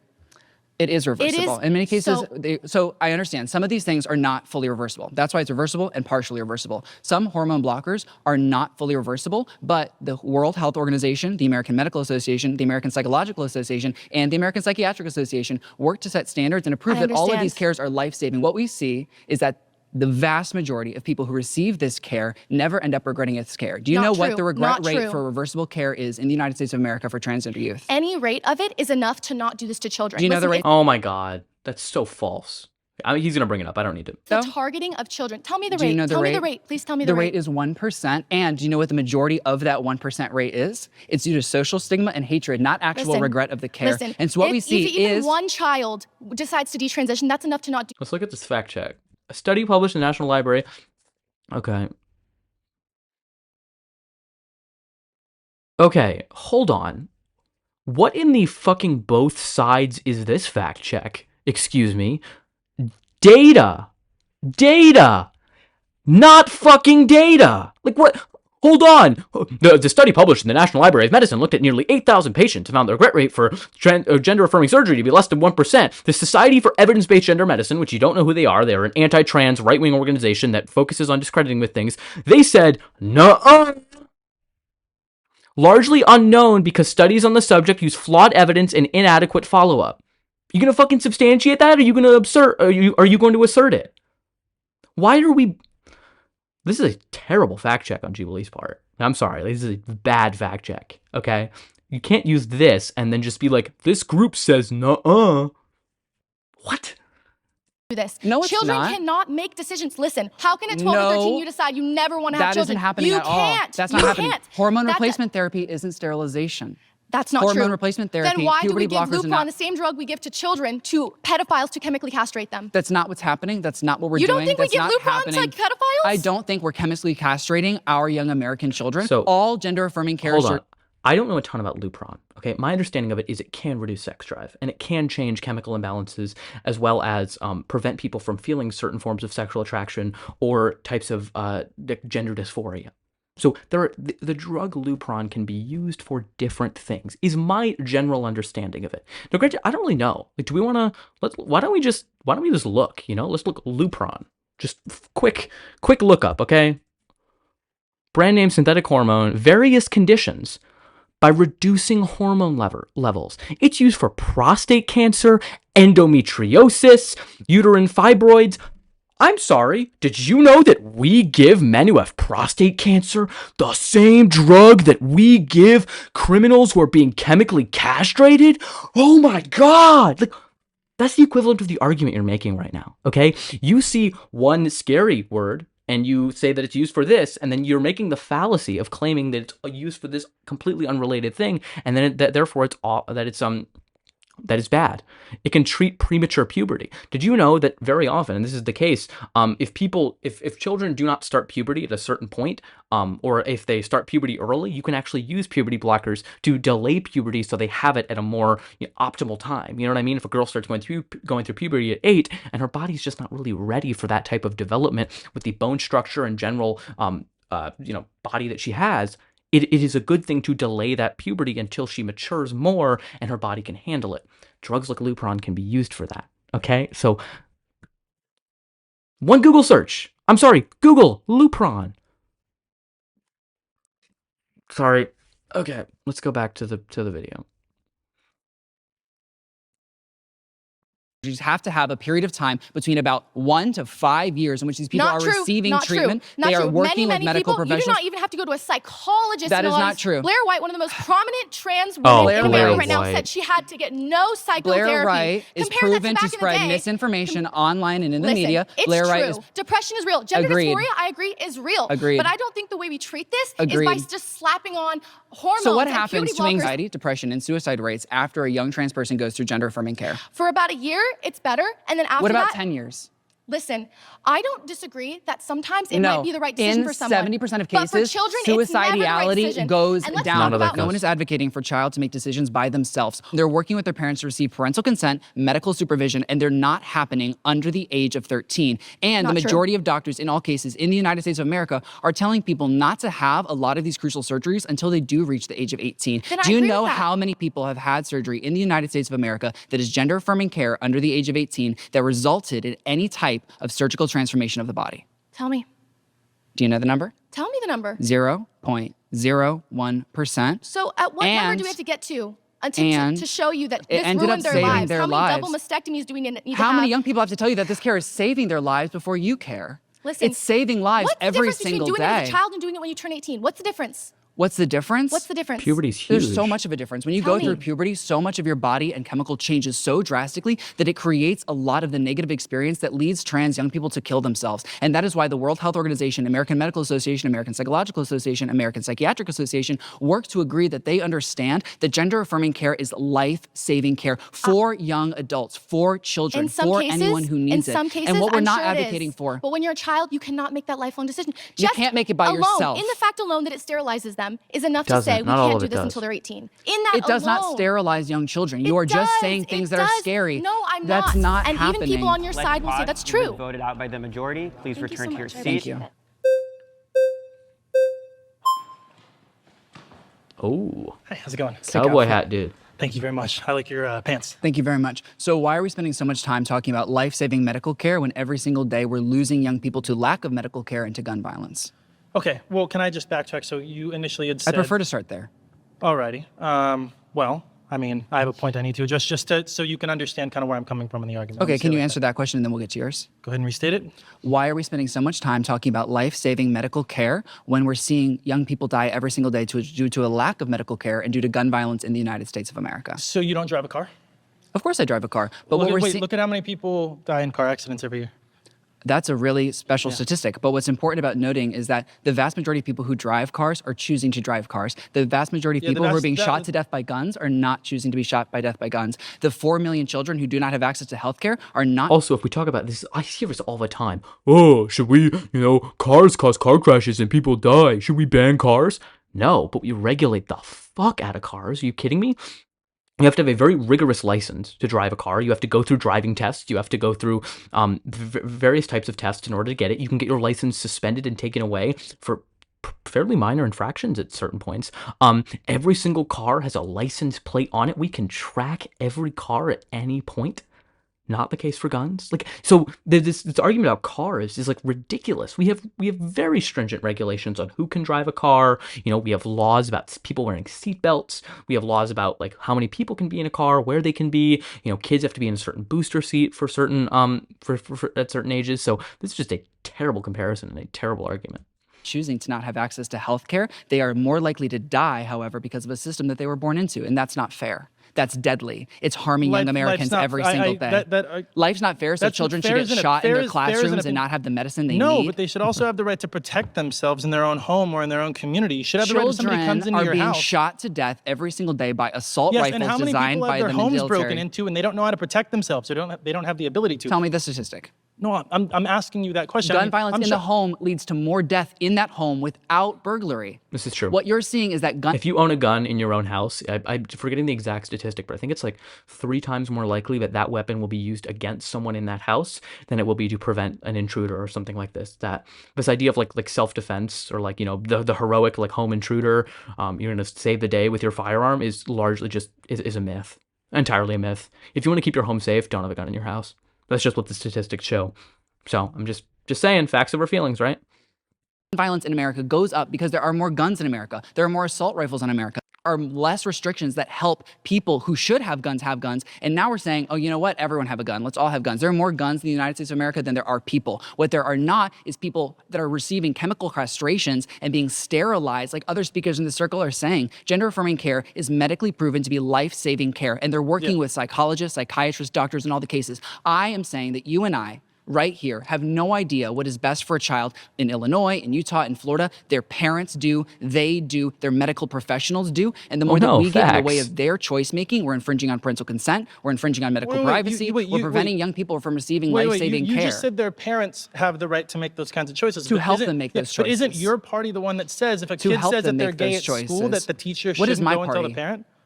Well, the Democratic Party, I'm not a member of the Democratic Party. However, I would say that much of the Democratic Party's stance versus the Republican Party's stance makes more sense because it's grounded in evidence that saves young people's lives. So why is it about keeping a parent out of the picture when it fits the case, and then now all of a sudden you think the parents should have that kind of say? I don't understand. No one is saying parents should be removed from the children's lives. That's essentially what they argue when they. No one's arguing that. If a parent is a direct threat to a young person's life, then that needs to be evaluated. But that's not happening in the conversation. Well, what do you consider a direct threat? I guess that's. Hold on. First, disclosing to parents in the home that their child is gay is different than requiring parental consent for medical procedures. In what world are those two things the same thing?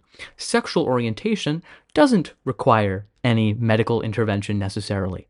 Certain gender-affirming care does. So yes, parents should be involved in that process. Not the same thing whatsoever.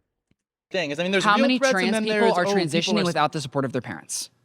In the vast majority of cases, trans people are supported by their parents. In all cases in the United States where surgery was done, Parental consent, medical supervision, and psychological supervision were there. When you say all, I already know that's false, because nothing is a perfect 100%. Like that already is just, that invalidates everything you're going to tell me with statistics. When you say all, I know that's, maybe you're right, maybe there's a lot, but when you say all, that's it. I mean, to be fair, that probably is a good, no, I don't, screw this guy, but I would never say all, you know what I mean? Like, it's very rarely say all. See, the vast, overwhelming majority, just to protect from the fact that someone can point to one case and be like, look at this one. Like, so, fair. I think that's a good rhetorical piece of feedback right there. Been voted out by the majority. Cool. Please return to your chair. I appreciate you. Thank you very much.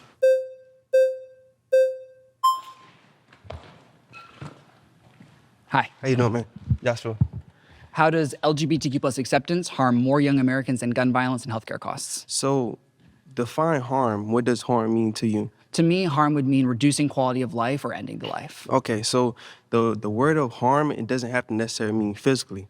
You can harm somebody by spiritually, mentally, and all of the above. Entirely agree. Right, so when we what we see is that when we support and affirm... Let him finish. I'm sorry. Zander is smart dude. This is, you can't bully people, okay? You can't run rhetorical circles around these people.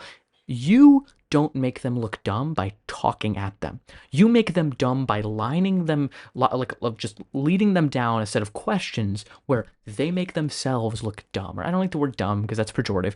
Not well informed, okay? A neutral observer who's watching this, and I guess neutral observer is strange, is going to see that Zander just cut that person off and is not letting them express their view, okay? Let him flesh out his worldview, or not worldview, but let him flesh out his argument and then ask him questions. Push him towards the conclusion. Don't say the conclusion. I don't know. He says his conclusions immediately.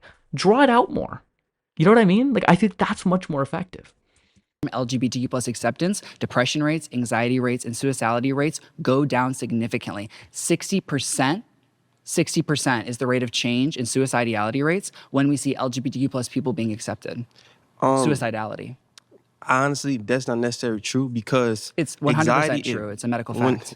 You could say that, but if you really want to if you really want to go to realization, when they do transform to LGBTQ, their anxiety actually goes up, because that's not what's happening. Well, why if it's not? So let's break it down, because I understand that this would be. Oh my God, this guy's like just not that smart. I'm sorry. Like, once again, where's Jubilee getting these conservatives who are just going to go up and humiliate themselves? I mean, I don't know.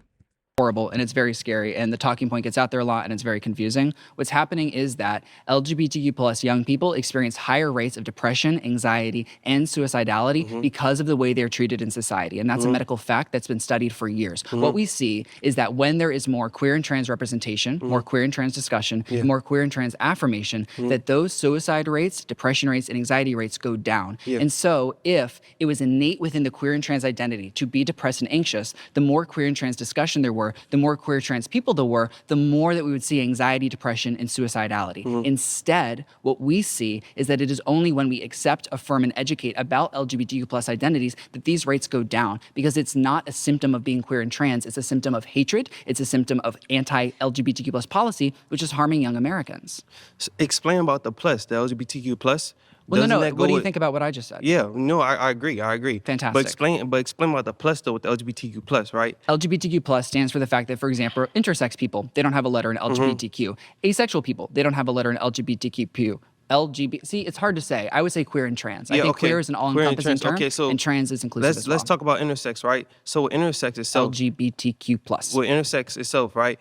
That still does not make a third gender. The chromosome itself, it still identifies a male. If it has a Y chromosome, still is a male. So there are many people that are born XX that would have what you would describe as male reproductive organs, right? There are many people who are born XY that actually have female reproductive organs, because chromosomes themselves don't define biology. Sex is actually a biological characteristic that chromosomes are a part of, and we also see that it has to do with hormones, and it has to do with sexual organs on the inside and outside of the body. And so it's not a singular thing that can be defined. There are 40 different chromosomal structures. It's not just XX and not XY. There are so many different people that fall within the intersex category, and that's why gender affirming care originally existed, was to help these people receive the medical care that they needed. What we're seeing is that it is so essential to help people be who they are, and it saved their lives when you do that. Regardless of what you're saying, the chromosome. Let's pause. You've been voted out by the majority. Please return to your Sorry, seat. I realize you guys can't see the flags because my face is over how many flags there are. But hey, here we go. So, how are you? Hot Wheels in your butt, guy. Okay, so your original claim was that gun violence and healthcare costs harm young Americans. Sure. LGBTQ plus acceptance does not. Okay, so I agree with the first half. Okay. What's your disagreement with LGBTQ plus acceptance and how it does not harm young Americans? So I think that first you can look at teaching any young people something that's just fundamentally not true. Okay, well, it is a fundamental truth. What we see is that intersex, queer, and trans people have existed throughout all time, every continent, every single culture and society. The very first civil society, ancient Mesopotamia, had queer and intersex people. What we're seeing is that they existed in ancient China, ancient Egypt. They've existed everywhere throughout all time. It's not a matter of, I don't even know what you're saying. Well, that's because I didn't really say anything. You just kind of went off. Well, you just said that they're not real. Well, no, you said that they're not real, and that's enough to draw concern, because it's like, what are you talking about? People can rewind about 25 seconds and they'll see that I didn't say that. What did I you didn't say? say that they're not real. I'm saying we're teaching people, things that aren't young real. people, things that are not true. For instance, we're teaching boys that they can be girls. That fundamentally, I think, is unsafe. Boys can't be girls. Trans girls can be girls. And trans girls can be trans girls, right? And I wouldn't disagree with you that they don't exist. They're human beings. You're a human being. I love you and care about you as a human being. That's a dub. We'll take it from there. We agree? Okay, Let's cool. take that. That's a dub. People are people. We see all each other. exist. We're human beings, right? I love that. Okay. But within that, there are still things we can teach people that can harm them. I think that... I agree. Teaching hatred harms people. Teaching people not to accept people. Let him keep going. Like, I'm sorry. Like, Zander... It's too much interruption here. Okay? Like, it's too much. Okay? You're not going to win anyone over if you don't let them talk. Even if you disagree with everything they're saying, respond to them. Engage them in a dialogue. And draw out their ignorance. Ask them questions. He does this sometimes when he asks them, do you know how many people are blank, blank, and blank? That's a good question. Cutting them off mid-sentence, it's not the best strategy. Harms people. Sure. But teaching about LGBTQ plus identities saves lives. It reduces anxiety and depression. I guess my only question really would be, if you're going to say that their suicidal rates and depression rise because people aren't affirming like gender, right? Which they are. Where are all the tens of thousands, hundreds of thousands of suicides that just went unexplained the last 150 years? That They're were just happening people, we all weren't the time. affirming It's people for heartbreaking. decades. They're happening all the time, and You're it's saying heartbreaking. there's a mass graves of people who weren't gender affirmed in 1920. Trans people don't all get together and commit suicide together and then say, we were trans the whole time. These are people that never came out as trans because of the hatred they experienced, felt that they could never be themselves, killed themselves. And we're seeing this happen all the time, and it's heartbreaking. It's devastating. Seeing an increase in, there is more we're gender seeing an affirmation increase of transphobia, today and so we're than seeing there an was. increase in the rates of anxiety and depression amongst unaffirmed, uncared for trans individuals. When trans people receive gender-affirming care or have access to affirming environments, we see suicide rates go down, anxiety go down, depression go down. Explain that. I don't agree. It's a fact. Okay, well, there are two studies. There's one from April 2024, 24-month study, one from February 2025. What were those studies done by? They can fact check it. I don't remember off the top of my head. I'm going to cite a lot more studies. Okay, but you can pause. That's time. There were studies, though, you should look into. I didn't know there was a timer. Interesting. Before we go any further, we want to take a moment to No, I don't care about straight arrow news. you to No. the bias, No. get a full picture. No. You No. deserve description to have a better way partnering with us on this policies. You should look into who actually runs Straight Arrow News, because it is a right-wing organization. They have a right-wing slant in the fact-checking, which makes sense considering they brought up a study that proved a point and then just said that this other group that doesn't agree with the thing just said, no, very much the case. Oh, this will be interesting. Are anti-Christian and anti-American. Sorry. My next claim is that anti-LGBTQ plus policies are anti-Christian and anti-American. Ooh, provocative claim right there. Got my running on shoes today. You are fabulous. You are fabulous. So let's start with the less obvious. Let's go anti-American. What is like your point in saying that? How is it anti-American to say that protecting our children, right? Our children is our only thing we have. It's the future, right? Agreed. How's that anti-American? Protecting our children would not be anti-American. Okay, but the LGBTQ policy, anti-those, right? You're saying it's anti-American. Yes. When you think of children, right, you think of what? I have a 9-year-old, right? I think of the future. Okay, the future, right? Do you have a child? No, I don't. Do you want children? Maybe. Okay, all right, so good. You want to have a child, and you want this child to be what? Protected, correct? Absolutely. Can you agree with me on that? Okay, good. When you think of your child being protected, what is an issue you don't agree with? What's something you don't agree with? Gun violence and healthcare costs. Okay, gun violence and healthcare costs. Do you come from a family that didn't have healthcare? I come from a family that struggled with healthcare access, but had healthcare access for me. That makes sense. Okay, so you had it. So you don't want your child to be negatively influenced by gun violence, correct? Correct. Not influenced. Or by not being... How you can't be influenced by gun violence. You are harmed by it.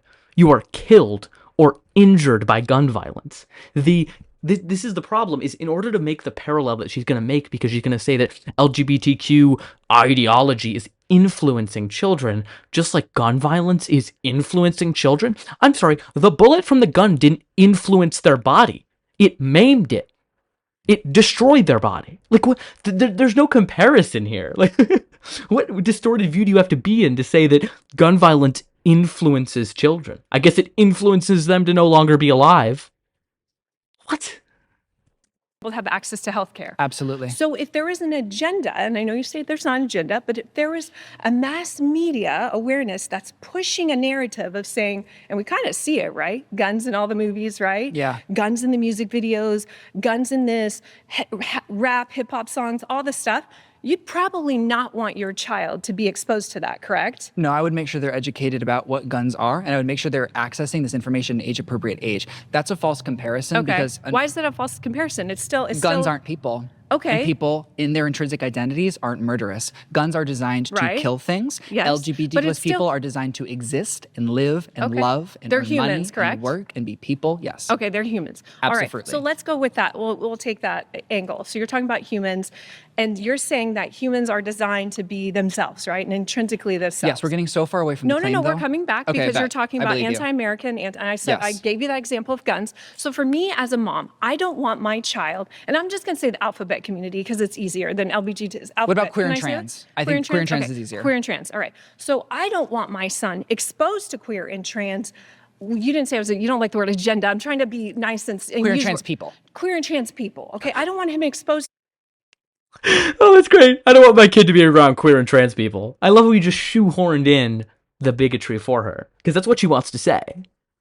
Fascinating. That. I'm a Christian and I'm faith-based, and I believe I'm Christian too. My son should have his testicles intact until forever, not until he's 18. I want him to have his testicles forever. And he actually just asked me about that last night. He said, "Mom, I think my testicles are dropping a little." I said, "No." I don't believe it. Sweetheart, you're 9. Enjoy. You got a long ways to go. Why? Not really that long to go. I mean, 9 doesn't... I don't know.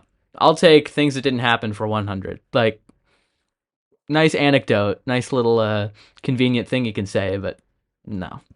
We want to protect our children as long as they can. Oh, 100%. Right? Okay, you agree. We are in agreement with that. Yes, yeah, I love that. All right, so let's keep going. Team. I would never, in my right mind, let my son, first of all, attend a school, a public school. Second of all, attend a school. That's a privileged choice, and that's awesome that you're able to make it. Correct. And I've worked very hard for that. Where there are clowns, as you called them, drag queens there. No, I made a comparison that clowns are entertainers and drag queens are entertainers. But they are very much so different. A clown is depends on the context. Okay, let me finish. Let me just describe and then we'll go back. We're so far away from the claim. No, we're not. We're talking about an agenda here. And you're talking about it being anti-American, anti-faith, anti-Christian. I'm saying that that's not the truth. I'm saying anti-LGBTQ plus policies inherently contradict the fundamental values of Americanism and Christianity. It doesn't. What is the fundamental value of America? Okay, well, we'll go back to Christianity, but let me finish my point, as you said you would. Dodge. Okay, so I'm not letting my son be exposed because you're kind of in denial, sweetheart. You're saying that a clown is the same thing or same humor. Hold on, let me finish. Let me finish, please, dear. As the same as a drag queen. And I know for a fact what comes, if you just Google the word drag queen and children or kindergarten, you see what goes on. Those shows, the girls are in, or the men rather, are in lingerie, in scantily clad, very, very sexually explicit behavior, crazy hair and makeup. Right. And it happens, as well as the infiltration of the books in our children's school. Look, I just haven't looked a lot into this because it doesn't, people are not taking off their clothes in front of kids. Okay? Drag Queen Story Hour, from what I have seen, is a drag queen going to a library and reading a book to kids, like Zander is pointing out, like a clown would. okay? They're not taking off their clothes in front of kids. I don't want to repeat myself too much, but people can do, like ideas can be different, can manifest in different ways. You know what I mean? Just like I said, a parent can hire a police officer or someone dressed as a police officer to come to their kid's party to, because their kid loves police officers and wants to receive a present from, a police officer that they love.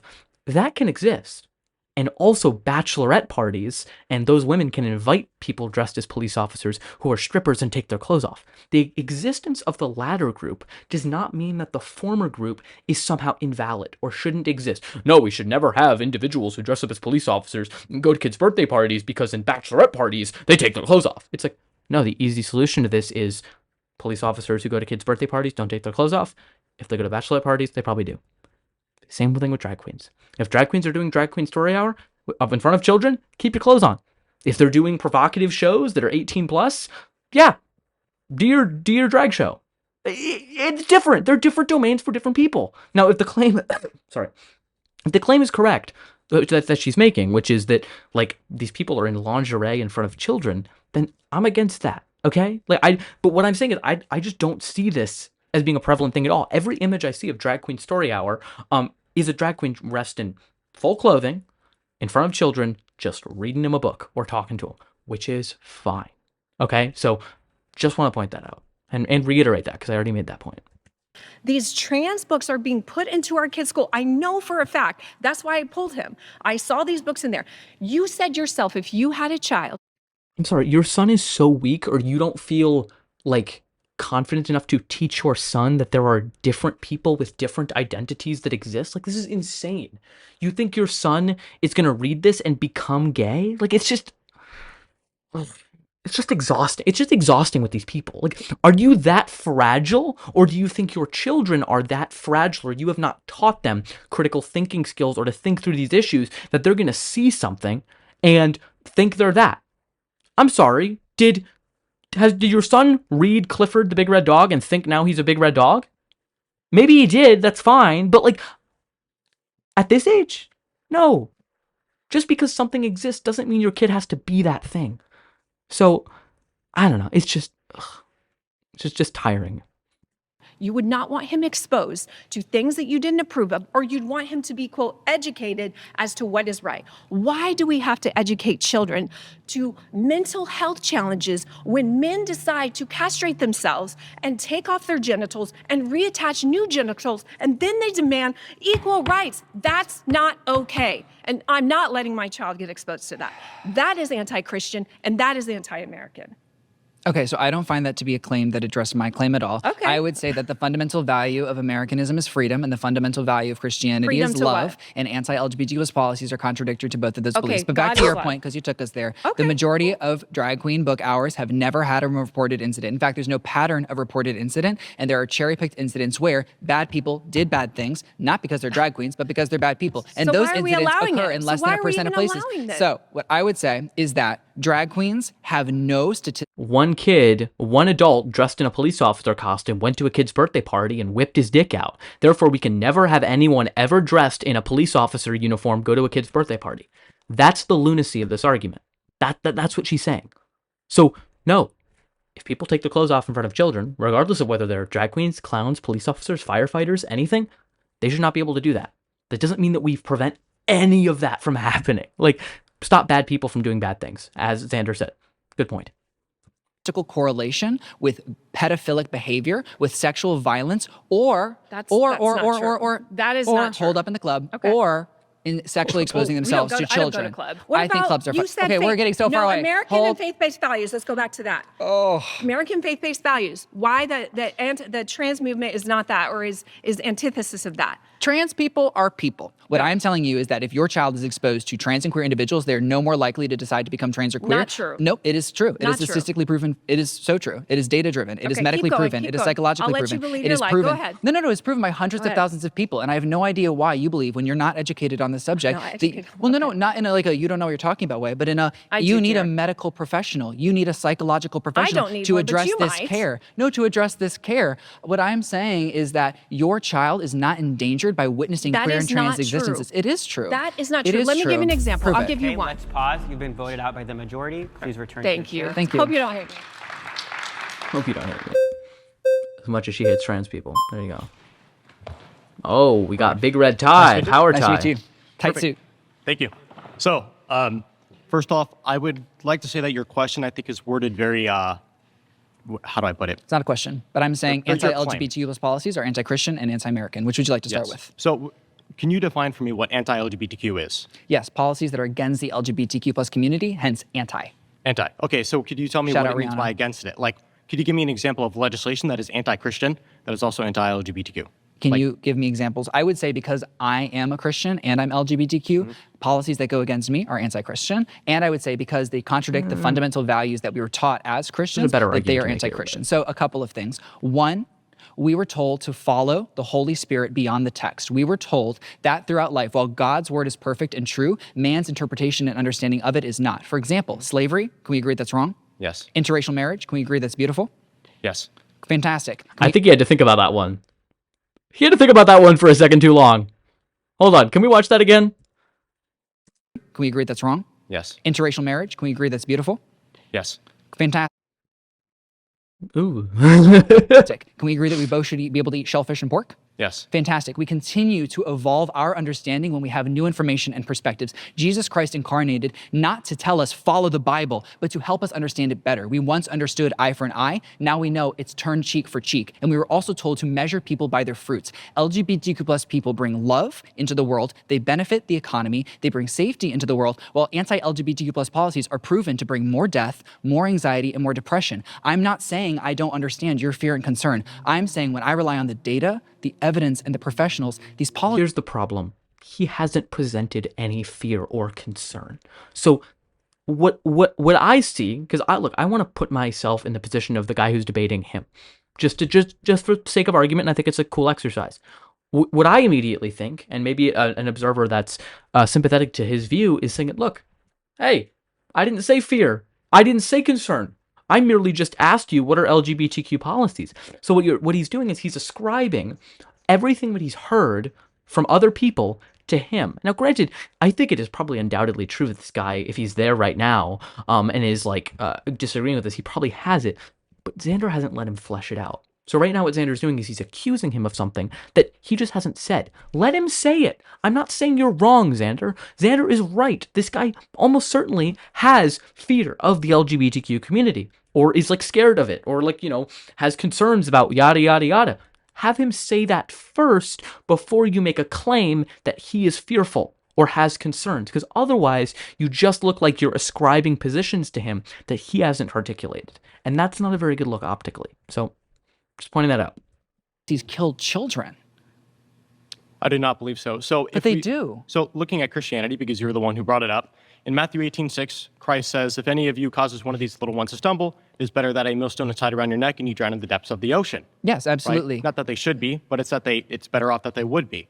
So what I'm trying to say is that... But you can't say that people are misguiding children by informing them about people that exist when there is no data that information causes young people to become queer and trans. The rise of young people identifying as queer and trans comes from more affirmation and safety. So, no one becomes gay. It's medically proven, and it's been backed by data that you cannot, no matter what you do, turn someone gay.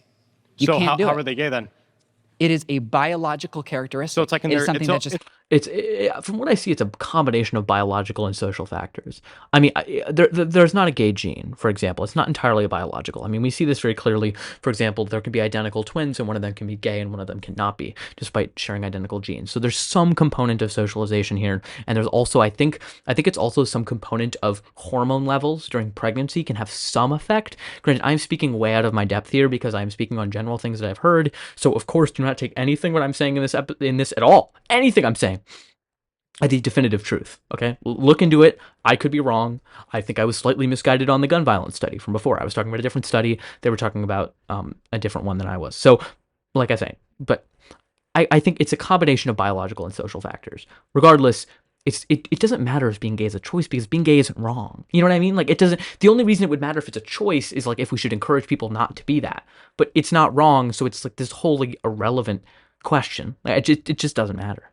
In their genetics, essentially. Yeah. Okay, so how could you spread the genes of being gay if you're gay? Like, I'm straight because my dad and my mom Maybe are not straight. genetics. It's in the biochemical reality of human existence. It's not something that's taught. It's not something that can be changed in an experience. Biochemical And that has been reality of human. Like, I don't know. That seems like just word sophistry right there. Like, I'm not disagreeing with Zander, but like, that's why I think just don't make such hard claims. You know what I mean? Don't say all or none or it's entirely genetic or something, because then they could just push back a little bit and then you look weak. So just make us claim, yeah, you know, I from the research that I've seen, you know, there's a strong genetic component. Of course, it's not all encompassing. There is, you know, I think what the research does show that there is some environmental component very, very early, either in childhood or within utero. It's not trauma based. You know, I'm not making a claim that people who are sexually abused are more likely to be gay. That is false. But you know, it's not entirely biological. Of course, it's not entirely biological. Okay, there is definitely a social component here, because just what I said, there are examples of individuals who are identical twins. One of them's gay, one of them's not. Like, I don't know. I think making such a strong claim, now he looks weak because now he's like, oh, you know, I guess I'm straight because both my parents were straight or something like that. No, that's not how it works. So. Okay, so the only thing that we're born with essentially is going to be our genetic code, which our parents passed down from us. And then after that, we have a blank slate of mind. And whatever is put into that blank slate of mind will alter our personality and our person. So you're right, there is no gay gene because it's non-existent. It's an inferior genetic. You cannot pass down. Inferior genetic? Hold on. Inferior genetic? You're claiming that it's an inferior genetic. First off, I just want to point out, these people overlook bisexual people. Excuse me? People are like, oh my god, the LGBTQ community, if everyone was LGBTQ, no one could reproduce. Hello, bisexuals. Where are my bisexuals at? Yeah, they can reproduce. You know what I mean? Like, I don't... This argument that it's wrong to affirm LGBTQ individuals because if everyone was LGBTQ, it would lead to a collapse of society is such a slippery slope fallacy. Like, let's apply that to anything else. If every single person in the entire world wanted to be a police officer, we wouldn't have enough jobs for people to be police officers. We wouldn't have any law to enforce of people. So that means that being a police officer is wrong. Of course not. If everyone wanted to be a journalist, there'd be no news to write about other than other journalists. So it would self-defeat. Like, that's not how the world works. Okay, it's not. Of course, if everyone was gay, that would lead to civilizational collapse. So would anything else, if everyone wanted to do the exact same thing. That's why it's a good thing that there is a variety. That's why it's fine if couples decide they don't want to procreate. So, I don't know. It's just a ridiculous argument. The genetics of being gay if you're gay, which is why I believe that people are being groomed to become gay, whether it happens when they're 2 years old, 10 years old, 13 years old, whether it's from the LGBTQ agenda, which I believe you and your allies are pushing, or if it's Who are my allies? Who are your allies? I mean, I'm not very familiar with your work, but I understand that. Why would you say that? You know what I mean? You're an LGBTQ activist. So I would say your allies are people who align with your values, at least a 90% overlap. So I am an activist, and I work on political reform in the state of Florida, focused primarily on school boards because they are currently attacking our children and they hold massive political opportunity to actually revolutionize the state. And I'm LGBTQ+. So how are these school boards attacking children in Florida? You want to go there? I would like to hear your claim on this. Let's do it. Okay, bet. So school boards in the state of Florida and all throughout the country have actually been a listed part of Project 2025, as they stated, because they are politically vulnerable spaces that have low voter turnout, low community awareness, low investment, that is disproportionately easy when you take lots of money and invest them into the elections to change the results. So a couple of years ago, we saw a massive sweep from candidates from Moms for Liberty and far-right hate groups. We also saw Ron DeSantis become the very first governor in our state's history to endorse these candidates. These candidates pushed anti-LGBTQ+ policies, which are anti-Christian and anti-American. They banned books. They banned books throughout the state. They told people they could not use restrooms. No. Erotica. Okay, we always should ban pornography in our schools. Pornography in our schools would be evil. As well. Erotica in our schools is not acceptable. What we see is age-appropriate leveled reading that discusses topics that some might find uncomfortable in our schools. So but that LGBTQ is measured by psychology. Which includes being gay, which is a I would sexuality. say you would find being gay uncomfortable, whereas I would say it's a It's not sexual. This is the problem with these primitive conservative minds. They hear the word sexual orientation and their mind runs to sex acts, sexual intercourse. It has to do with biological sex. Sexual orientation is what sex of human are you attracted to? If you're a man, if you're male and you're attracted to a female, man or attracted to a woman, you are heterosexual, opposite sex, same sex, homosexual.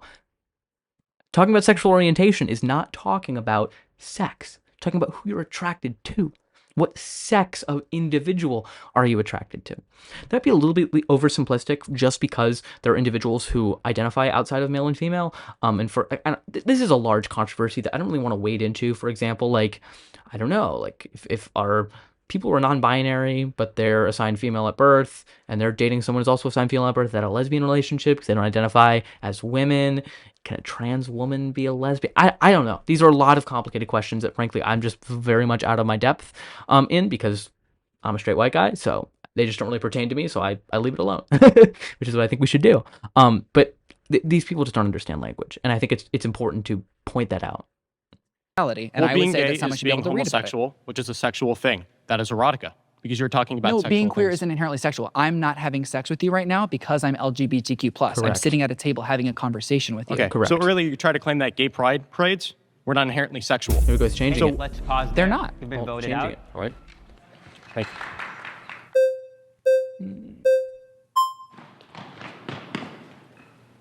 Hi, nice to meet you.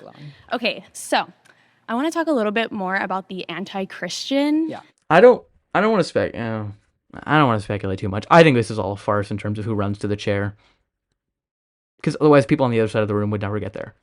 You know what I mean? Like they would just never get there. So, and they never move people, and I see people slow down. So I don't know. I have a strong premonition that it's not who gets to the chair first because they're running. The director pre-selects and they do a little. So I think it's staged. Now, granted, I'm not claiming that as fact. I've never been on one of these episodes. I have my what is it? I have my premonitions. Thing that you were saying. Mm-hmm. So I know that you said that Jesus, this is what you said. Jesus said that basically we follow the Holy Spirit.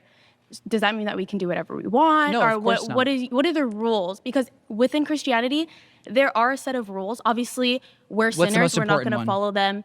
The most important one I would say is to love others around you, but there's a lot of other ones that are important as well. Such as the sinning, like no LGBTQ. That's a rule. Where does it say that in the Bible? Lust. It does say that a man cannot be with a man. Did you know that was actually mistranslated and had to do with sexual violence, grooming, and ritualistic relationships? No, in the New Testament, it says that a man and a woman shall be together. In 1946, for the very first time, a man added the word homosexual to the Bible. That was never a part of God's word or God's choice. Okay. So this is a common argument, and I've looked into it a little bit just because I'm interested in it. I'm an atheist, not a fan of religion, and I watched the 1946 movie. I think the evidence is still scarce. Okay, I don't like religion. Okay, I don't like religion. I think it is an overall negative on society to have these dogmatic beliefs. I also just think it's false. So people are talking about having false beliefs being bad. I think having false beliefs is bad. I think believing that there is some superior being that exists beyond us all who listens to us and listens to our prayers, while it may be comforting, just isn't true. So we shouldn't affirm things that aren't true for the sake of comfort, largely, because I think that leads to more problems. Someone's going to try to draw a comparison to gender there. There is not one. So best of luck. So in that sense, I don't think that's the case. However, I don't think this idea that it was originally specifically for pedophilia is the case. So, arsenokoitai, I believe, is the word that was used specifically within the text to talk about gay relationships. It is true that there was a lot of man-boy sex, pederasty, something like that, at that time. And so they're saying that, you're condemning that type instead of man-on-man. It is plausible that was the case. However, the word arsenokoitai just refers to man. So the Bible does say men should not have, like, what is it? If a man lies with another man, he shall be put to death. You can argue that it was meant to be that way, but the text doesn't. Of course, the word was put in there, but it always was man. It was homosexual. So I'm not trying to excuse this, okay? This is one of the reasons I just don't like religion, and I don't like to water down what I view as harmful ideology. And Christianity and religion just in general, I view as harmful ideology. I view as, one, not true, leads people to dogmatic thinking. It inverts the reasoning process. It says you have to accept dogmatically as absolutely true that this set of precepts exists, And then you reason from there. That is the opposite of how you should reason. You should reason towards a conclusion, not have a conclusion and self-justify that conclusion. So I have a lot of issues with that. So I don't know. I don't want to make Christianity more palpable. You know what I mean? I don't want Christianity to like morph into this, accepting everyone.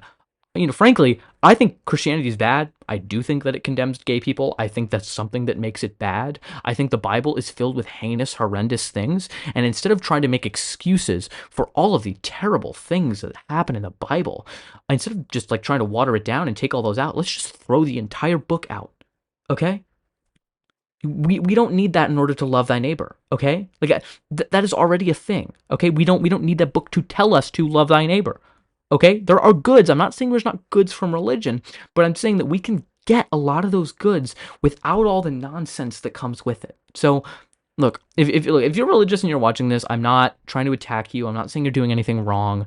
I just think, I don't want to water down. I'm not a biblical scholar. I've seen scholars on both sides of this issue say that the Bible does condemn homosexuality and that it doesn't. And I don't think it's clear one way or the other because these things aren't rooted in fact, okay? These are just a set of words that have been strung together without concrete evidence, and somehow we're treating them as authority.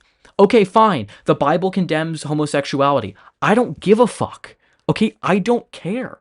It doesn't matter to me whether it condemns homosexuality, okay? Because I don't believe in it, and I don't think we should believe in it, and I don't think we should base our precepts on it. So it's an irrelevant question to me. Now, granted, it's not for him because he is Christian, so now he has to defend this whole litany of things in this book that are bad. But, like, come on. Just let's evolve, okay? Let's evolve to stop needing falsehoods to comfort ourselves because we don't know how the world works. We want to invent a theory that makes us more comfortable, okay? We have the answer to a lot of these questions. And just because we don't know the 100% definitive solution, or the reason why the world began or why there is life, doesn't mean we should concoct one with 100% certainty just because it makes us comfortable. I think that is childish. It's what kids do. It's imaginary. It's play. You know what I mean? And that's not how we should operate society. So that's where I'm kind of at. I don't want to go too off topic in terms of religion here, but those are just some of my thoughts. Once again, if you're a religious individual and you're watching my videos, I don't think you're doing anything wrong. I don't think you're a bad person. I'm not trying to attack you individually, but I think the practice of organized religion just in general brings with it so much bad that we can shackle and still have that community, still have that bond, still teach each other to live for a higher purpose than just themselves. I think the good of all is a good purpose to live for, wanting to help others out of an altruistic sense of duty. You don't need God to be watching over your shoulder to do that. You just don't. So, and I think people who do need that are scary people. You're telling me that if the Bible didn't condemn murder, you'd go on a murdering spree tomorrow? The only thing stopping you is the words on that page? You're a scary individual. You know what I mean? I don't want to be around you. So that's kind of all I got. So I don't want to be on too long of a tangent about religion. This is straying from the point. They've all been straying from the points here, frankly, but I will resume this. God gives perfect word and truth to man who has imperfect ear and an imperfect understanding. So that was misinterpreted. And so that's how we have things like slavery, which is never in God's vision, is not a part of love, is not a graceful practice. There's lots of things in the Old Testament that don't pertain to today, okay? The New Testament, now you're saying that it was misinterpreted. There's a lot of other things within that same sentence, such as you shall not murder, you shall not commit adultery, you shall not, man shall not be with man. So you're saying the only part within that sentence. Hold on. Not being gay or men lying with men is not part of the 10 Commandments. You're mixing up your things here. The 10 Commandments and Leviticus 20:13 or 18:22, both of them. One is to death, and the other one is that it's not permitted. It's not the same thing. That was misinterpreted was man should not be with man. What about murder? Is that okay? No, I'm saying that one mistranslation. Or was that misinterpreted as well? And we no, can do I'm saying that one mistranslation contradicts what Jesus told us is the most important rule. He came to earth and said, do not follow the Bible like a law. Use it as a loving, graceful practice and follow my word. What about the 10 Commandments? Those are laws. And the word of God says that these commandments are written on the tablets of your hearts. And which 10 commandment, which one of the 10 Commandments condemns being gay?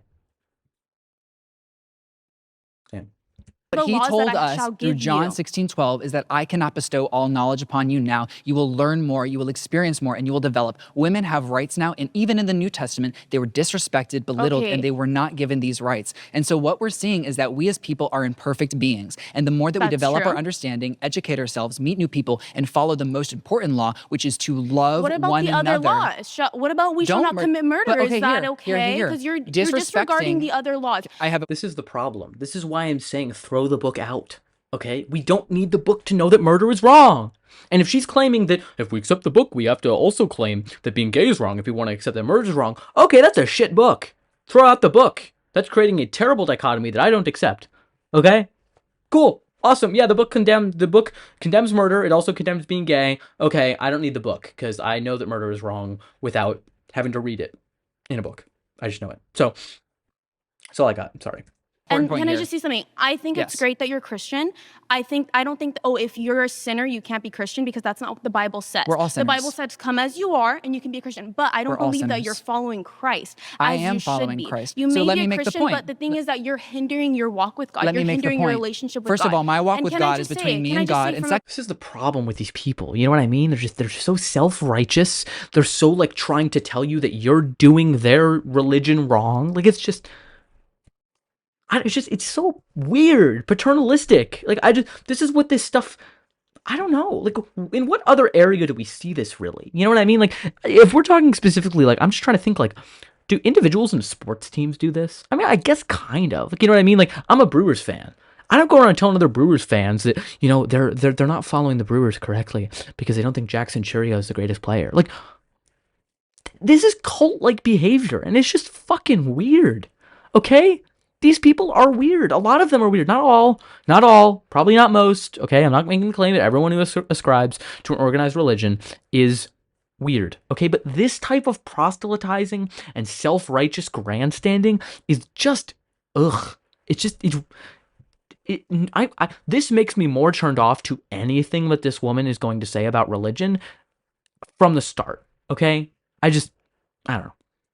Really quickly, the important point about your sentence. See the flags going up. From a Christian perspective, I do want to say that when we speak about LGBTQ, I know that it comes off as hatred, but it comes from a place of caring. So as we can see that. So hold on. Is an action word. Care is an action word. Hold on. Here's the problem. It doesn't matter. Yeah, it doesn't matter what you're saying. It matters what you do. Like, you know what I mean? The whole white man's burden. Let's talk about that with colonialism.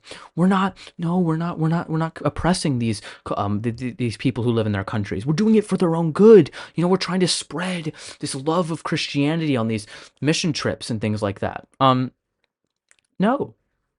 It's still hatred. It's still oppression, even if you try to couch it and mask it in these words of love. I don't care. I don't care if you say you love gay people and then vote to remove their right to marriage because there are many state legislatures that are calling on the Supreme Court to overturn it, or voting for a party platform which up until as recently as 2020, I think they recently changed it, explicitly called for the overturning of Obergefell v. Hodges. I don't give a shit what you're saying if your actions don't match your words. And this is the problem with these religious individuals. They proselytize. They keep talking.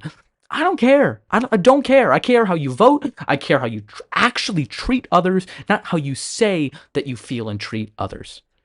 That's what matters. So I don't care. Doesn't matter to me. Okay?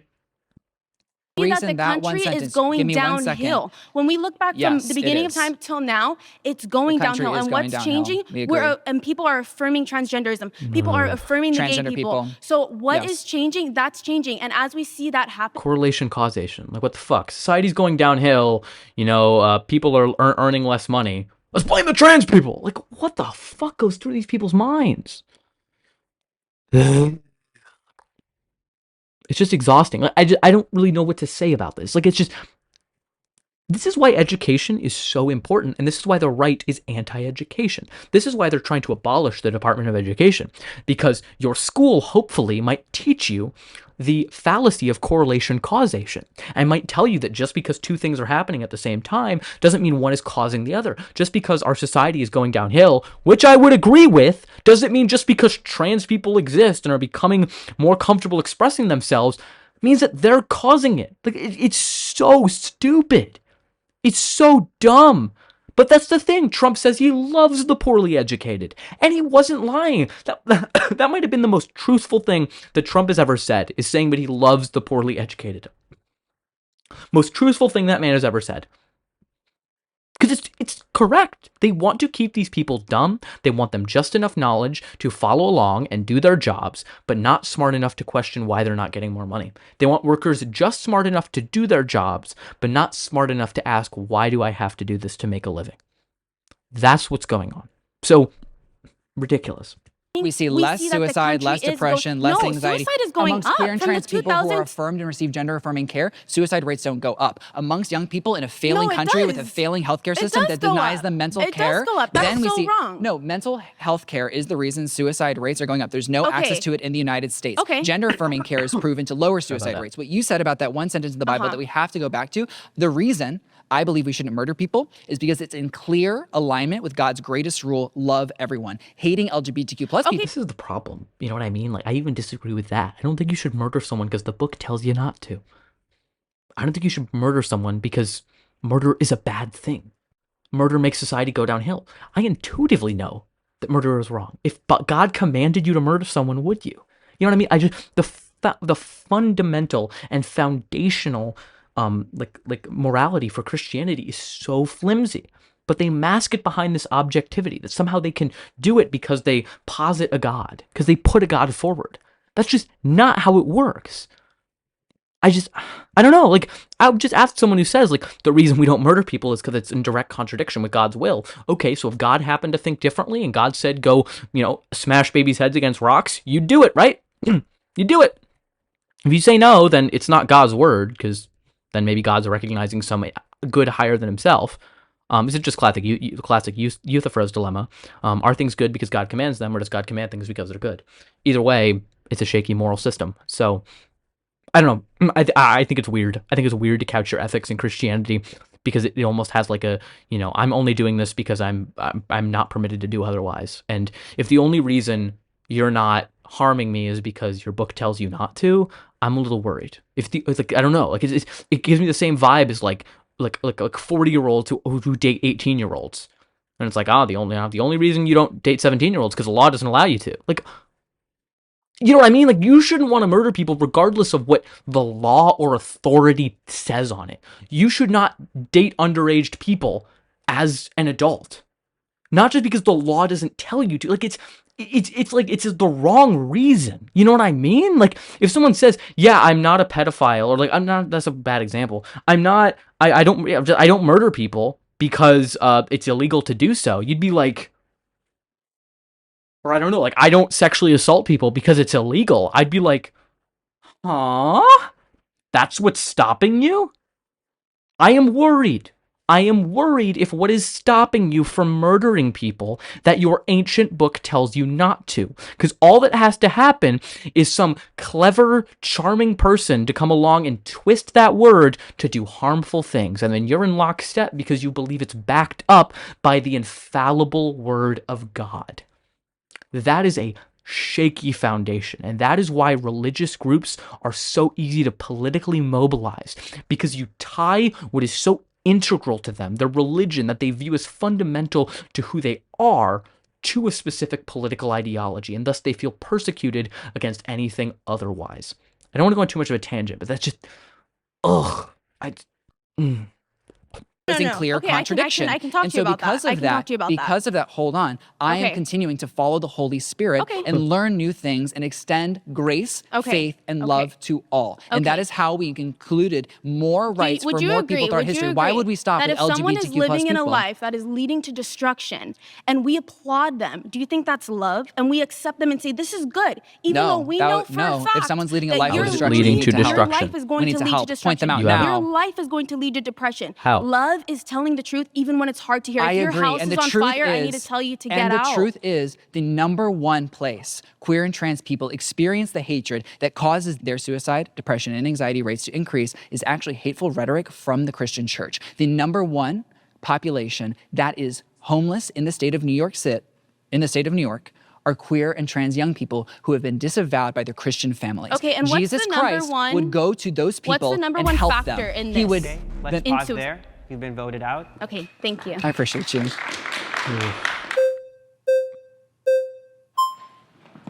There we go. We got this crazy lady. Hi. You seen her? Good. So I'm assuming from everything you're telling me that you think that God is okay with you practicing sodomy with other men.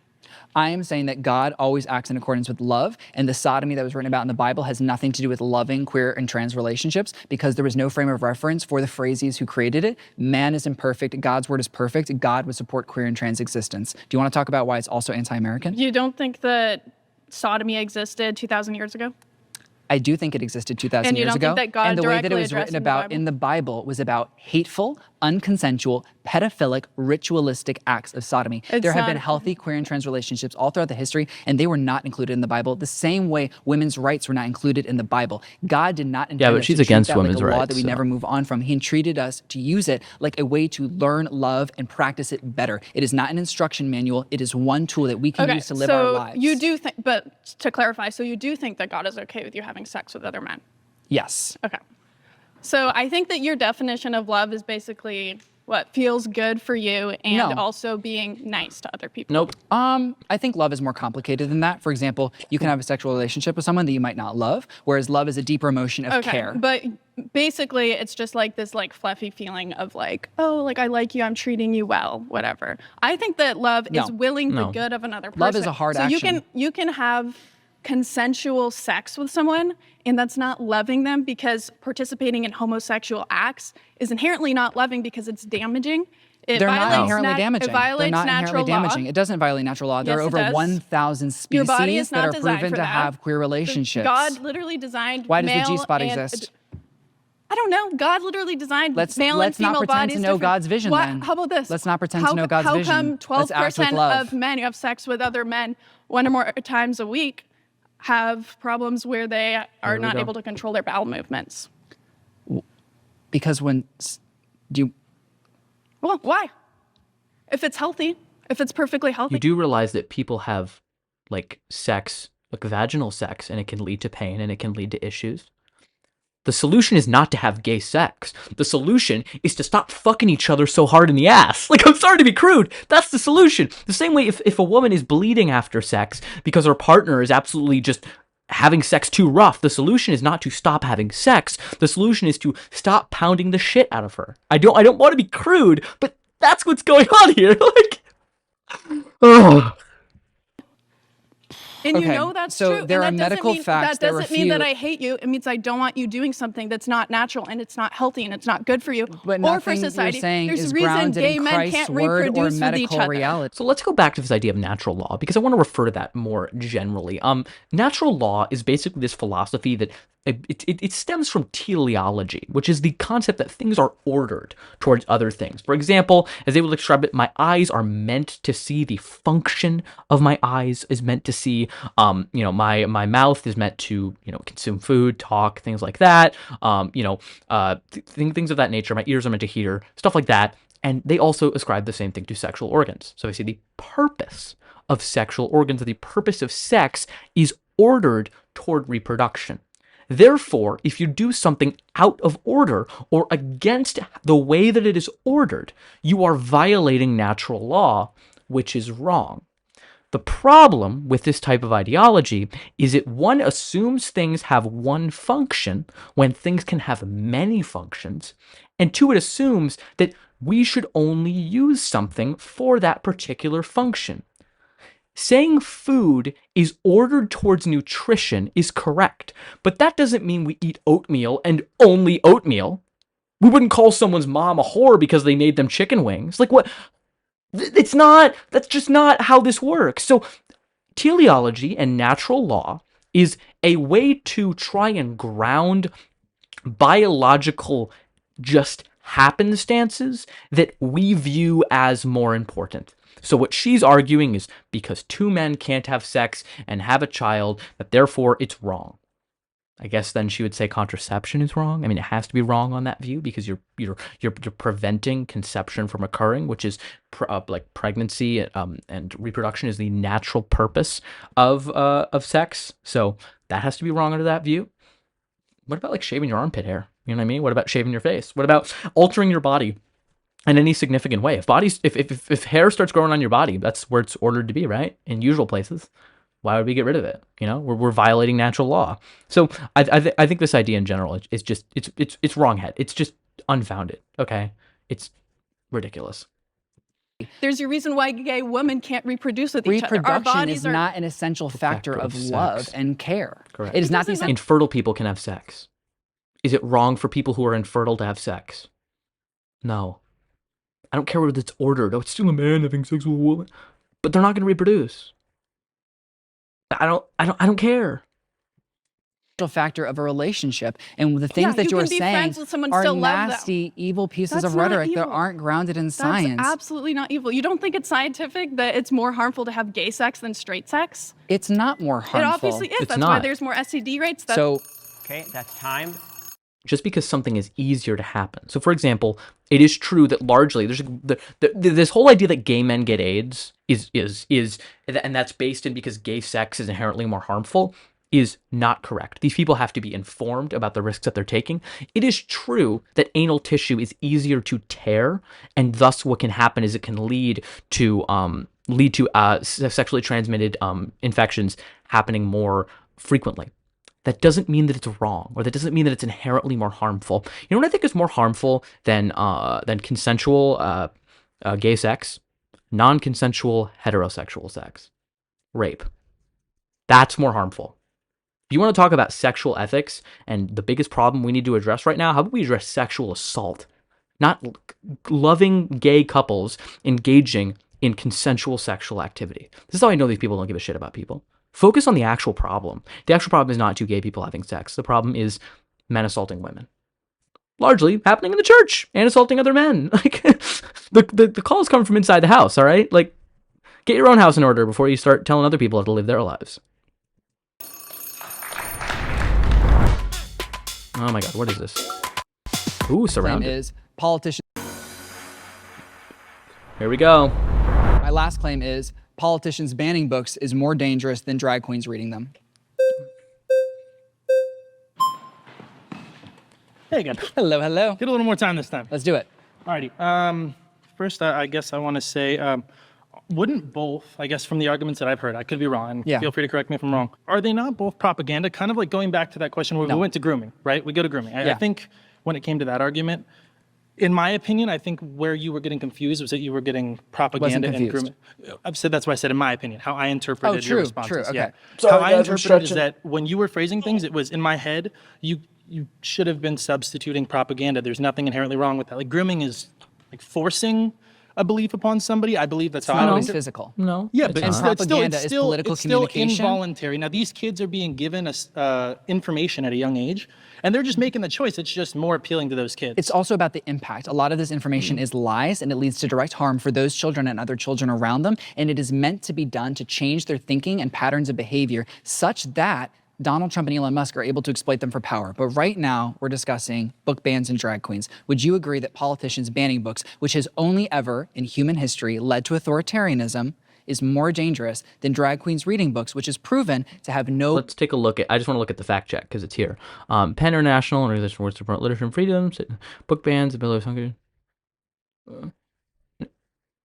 In the United States, our democracies, the rest are authoritarian. Sorry, I didn't read that right. Penn, an organization that works to promote literature and freedom of expression, states there are book bans in Belarus, Brazil, China, Hungary, Russia, Turkey, and the United States. Brazil and the United States are democracies that are authoritarian. Okay, not for long. I don't know. We're trending down the authoritarian route, and Brazil teetering on the edge with Jair Bolsonaro. According to the Harvard Law Review, there's a lack of evidence showing exposure to drag queens leads to undesirable results in children. The lack of evidence. There isn't evidence. You know what I mean? It's not the drag queen that would influence them. It's whether or not the drag queen is taking off their clothes. Like, that's what matters here. It's not the drag queen part isn't what matters. It's whether they're doing bad things. Just like the police officer outfit is not what matters. It's not them dressing up like that. It's whether or not they're taking their clothes off. Ugh. Correlation to sexual violence whatsoever. Well, I guess it's... I think we should admit that a drag queen, which is almost always a man in a fun women's costume. Fun is relative. Fun is that's a relative In term. adult spaces, it is often more sexy. So what we're saying is, I think it's just a hard piece of imagery for people who don't want diverse gender expression to swallow. And so we're like, oh, that's sexual violence. Oh, they're trying to sexualize our children. Yep. But psychologists and medical doctors have actually evaluated those events because of how many horrible claims that have been made on a baseless amount of hatred. And what we found is that there is no sexual violence, there is no sexual perversion, and there is no increase in sexual confusion. That's the most important part, because I can understand someone saying, oh, the drag queen has the best of intention, but now my child is confused. They measured it, they tracked it, they studied it. The child doesn't get confused. The child sees someone in a fun costume, they're like, that is fun. And suddenly, reading, which is very boring for many young children, they're willing to pay attention. They're willing to be there. And what we also see is queer and trans children in those spaces. Can I answer We should have a compilation of just conservatives in all of the surrounded episodes when just the individual in the middle is stating facts and I'm just going, nope, I'm saying are less likely to be depressed and anxious when they witness someone who is experiencing diverse gender expression in their space. Yes. Okay. So once again, I'm going to go back to propaganda because I really think that's what this question is about. There are two ways to do that. Propaganda, which again, will say agenda, as we've established before. I'm not saying that LGBT has an agenda, but it's got a title. Therefore, it probably has a group that has an agenda. If it's got a title, clearly you guys agreed on something, right? I think that's fair to say. Didn't agree on something. They just have an identity. Do black people have an agenda because they're black? No. Groups of people don't have agendas. Do children have an agenda? Do Japanese people have an agenda? No. This is ridiculous. Just because there's a group and we name the group doesn't mean that somehow the group has an agenda. They have a shared trait or they have a shared collection of traits. And it is the case that those traits can often lead them to want to fight for equality if they are not treated equally. But the fact that the group exists is not evidence of a shared goal. There could be LGBTQ people who didn't want to not be discriminated against, if you followed that. And they would still be LGBTQ people regardless of having a coherent agenda, or I don't like the word agenda, just goals and things of that nature. Agenda and propaganda are terms that make it sound like it's covert. It's like trying to lie and smear and twist the truth. And largely that's just not the case here. I think everything that would have a title, clearly there's a group. Do women have a coordinated political agenda? Thank you. Do white people have a coordinated? Are they feminists? Are they? I mean, I think everybody does. As somebody else said, everyone has an agenda. You can't say that you don't have. You're describing people fighting for their human rights. Well, human rights. Well, I guess that's a whole other debate in itself. But point being, human rights are not up for debate. Point being, propaganda can be done in two ways. You can remove certain things, or you can heavily promote certain things. Why do we see in so many shows and movies nowadays that there's usually a gay character or some form of LGBT representation, right? Okay, that's one thing. That's fine. Because it's proven to save lives, and we don't see it. I know. Because gay people exist. Because it's an accurate representation of reality. It was an inaccurate representation of reality when there weren't gay people on screen or included in normal stories. That was an inaccurate representation because they did exist and they weren't being represented. Now they're being represented and these people are freaking out. Once again, this is the epitome of the ever wisdom, the wisdom of the phrase that is lifelong. When you're accustomed to privilege, equality feels like oppression. These people feel oppressed because they see gay people on screen and they didn't before. And they somehow thought before was equal and what things should be. And now that things are actually equal, they feel oppressed. That simple. Only a decade ago did we start seeing that representation. Yet you don't have a positive conservative character. There are far more conservative people than gay people. So I'm just... Hold on. Conservative is not an identity group. Gay is an identity group. There is not a moral claim on being a gay person because, largely, as we talked about, being gay is not a choice. It's a combination of biological and social factors. Gay people aren't inherently advocating for something. It's not an ideology. Conservatism is an ideology. You're asking for ideological representation because for other people, there is representation of identity. This is equivalent to being like, why are there black people on screen and not someone wearing a MAGA hat? Like, what the fuck? You have choices in what ideology you believe. And if you believe in an ideology that is oppressive, that strips people of their rights, that doesn't see people as human, then no, we're not going to fucking represent you. You shouldn't be represented. You're not oppressed because you're conservative. If you think you're oppressed, it's because your ideas are shit. Because you have bad ideas. The consequences of your decisions is not oppression. Oppressing someone on the basis of an immutable characteristic like sexual orientation is oppression. Hope that makes sense to you. Jesus. Like, it's all propaganda. Both sides can do it. Don't say it's not. So I think neither is worse than the other. I think it's just one side using. Would you agree that book bans are worse than drag queens reading books? No, not at all. I think they're a way that one side. Where does I think? This dude just making a string of assertions with nothing to back it up. Chooses to promote their argument or dissuade the other side. What's wrong about Where the Wild Things Are? What's wrong about Charlotte's Web?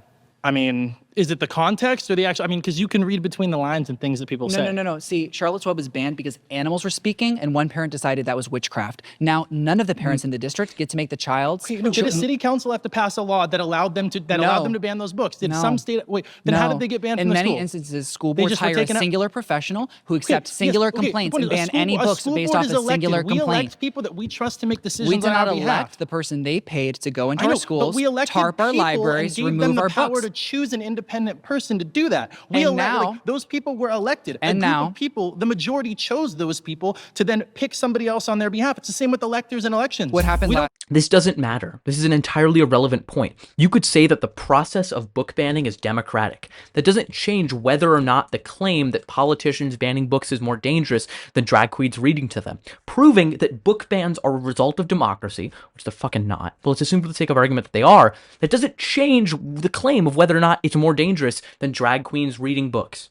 Irrelevant. Wholly irrelevant. Side point. Doesn't matter. Pick the electors, but we pick the people who picked them. You've been voted out. Okay. That makes sense. I'm glad, yeah. Hello. Hello. I'm well. I'm sorry. This is so staged. Like, I'm sorry. I kind of figured that out earlier, but like, this is so obvious. Why is like almost no one running, and the only people who are running are people who haven't sat down yet? Like, it's show. I get it. Fine. You want to make it seem dramatic, and people are running to chairs, but okay. It's showmanship. It's playing things up, entertainment value. I get it. All right, so you said like Charlotte's Web is getting banned. That's silly. I also think it's silly if one parent runs the whole thing. Right. But for sure, that's not every book being banned. Like, I'm sure you've heard of genderqueer. Yeah. Stuff like that should not be in schools. It's pornographic. I think it should be available at an age-appropriate level. Do I think elementary schoolers need to be reading genderqueer? No. And in terms of like, Republican bills in Florida, like, I don't think, especially K through 3, that there should be any official curriculum being taught to kids that is telling them about sexual orientation. However, I wouldn't go the extra mile and say like, we should get rid of every book that just mentions a gay character in the library. That's not a part of the official curriculum. I love that. We're inching there. What I would say is that there has never been a democracy that lasted when it started banning books. Every single civilization that has ever started banning books turned into a fascist regime. And to me, that's very frightening. And to me, the justifications of it being rooted in marginalized communities and their identities, the majority of banned books discuss queer, trans, black, and brown identities. That feels to me like a very quick trend towards fascism. And so when that's being perpetuated by someone who's saying, I want to be king, there's going to be a third term for president, I'm like, fascist recipe coming together very quickly. No, I don't agree with the third term bullshit. Right? What are we talking about? George W. did a lot of work just for him to be like, no. Sorry, backtrack. What were we just talking about just before you mentioned Trump? Book bans. Book bans. Who loves that? And how they're worse than drag queens reading books. Okay, well, first of all, they're not being banned in the sense that none of these books are banned in the state of Florida. They're being banned in like local school boards, like you're saying. So there's no actual government law that's being written to ban books. That's not the only type of bans. They're forms of government, and they're banning books as a part of a national coordinated strategy that was written in Project 2025 as a part of a fascist plan to overtake. The stated intention is overtake the government. Okay, but I could say I think it should be more than just one complaint, but I think parents coming forward to school boards and local government levels, because local politics is good. I'm not a fan of local politics. I like local politics, so it's different than a statewide ban. You know how they're not addressing the question or the statement. The statement is politicians banning books is more dangerous than drag queens reading to them. The question isn't whether politicians are justified in banning books. That's not the claim. The claim isn't whether the process of banning books is happening in a democratic fashion. It's whether doing so is more dangerous. And they're all trying to justify, look, these people got elected. They got elected. It's a democracy at work, right? Okay, democracy can go wrong. I'm not saying, and he's not claiming we should abolish school boards. But the decisions that they're making are bad, and we should call them out for being bad. That's it. Books in Florida, which is not happening. Yeah, I agree that local governments are banning books, and that is bad. Okay, and in terms of the drag queen story hour, what is the upside to that? Why don't we have firefighters or veterans come? That's a good question. It actually creates safety and new gender experiences for queer and trans children who don't feel safe. And so we've actually found is queer and trans children who do have drag queen story hours, they actually have higher rates of affirmation, less suicide, depression, anxiety, and I think that matters. Okay. All right. Been voted out by the majority.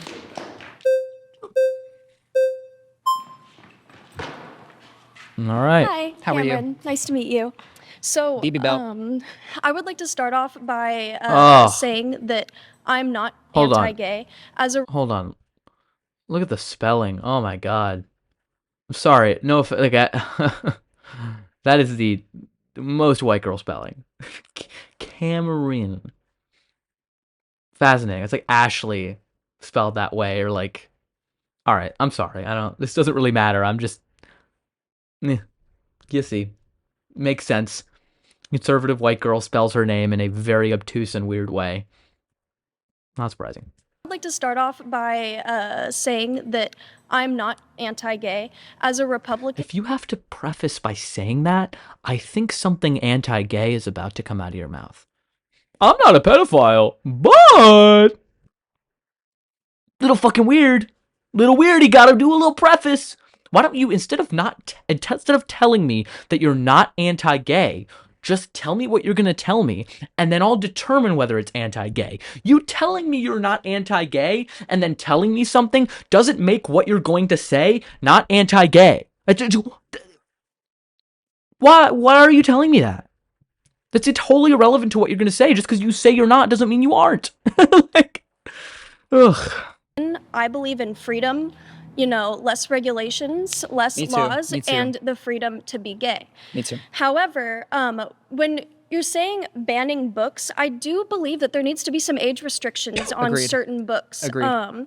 We shouldn't be teaching children about sexuality so early. Or being transgender, changing your gender. They can't even learn to drive a car yet. That makes lots of sense. And I think what we should teach people about is diverse identities. You can't drive a car yet. Is driving a car the barometer or like the threshold by which we determine whether people are capable of learning about sex? So we just shouldn't teach any kids about sex until they can legally drive at like 16 or 15? Like what? Kids can't even drive a car. Therefore, we can't tell them about sex. That's a little, that's... Once again, these conservatives, they just don't want sex education, and then it leads to more kids being abused. And we know that teaching kids about sex and sex education leads to them being more informed and less likely to be abused or know if it happens and be able to report it because they understand what's happening and that it's not okay. But if we just don't do that, then I guess they can keep preying on children. Who knows? Maybe there's a coordinated agenda there. Wouldn't be surprised. I think we need to be talking about graphic sex with elementary schoolers. On that, we'd entirely agree. Okay. I think saying, hey, some gay people exist, make sure you don't spit at them. I think that's a great thing to do because young people are most able to learn that information at the young age. And so what the psychology and the data shows us is that when they have those discussions, it actually not only benefits queer and trans students, but all students, including straight cis students, become safer, more productive members of society. And it actually, and this is my fun diversity benefits everyone. It actually benefits the economy. Okay, I do see what you mean. That being said, I just feel like we shouldn't be talking about that around children. I think that's something... Everything you said, but I feel. It amazes me how these are the people who love to reiterate facts over feelings. But as soon as they're presented with facts, it's, yeah, I hear, but I feel. Like, pick a fucking side. Ugh. They should figure out for themselves whether they agree with or not. Obviously, we also whether they agree with whether you should spit at gay people. Like, what are you saying about, like, agree with? What is there to agree about? You know what? We're gonna let kids come up to their own conclusions about whether they should bully people for their sexual orientation. Huh? No!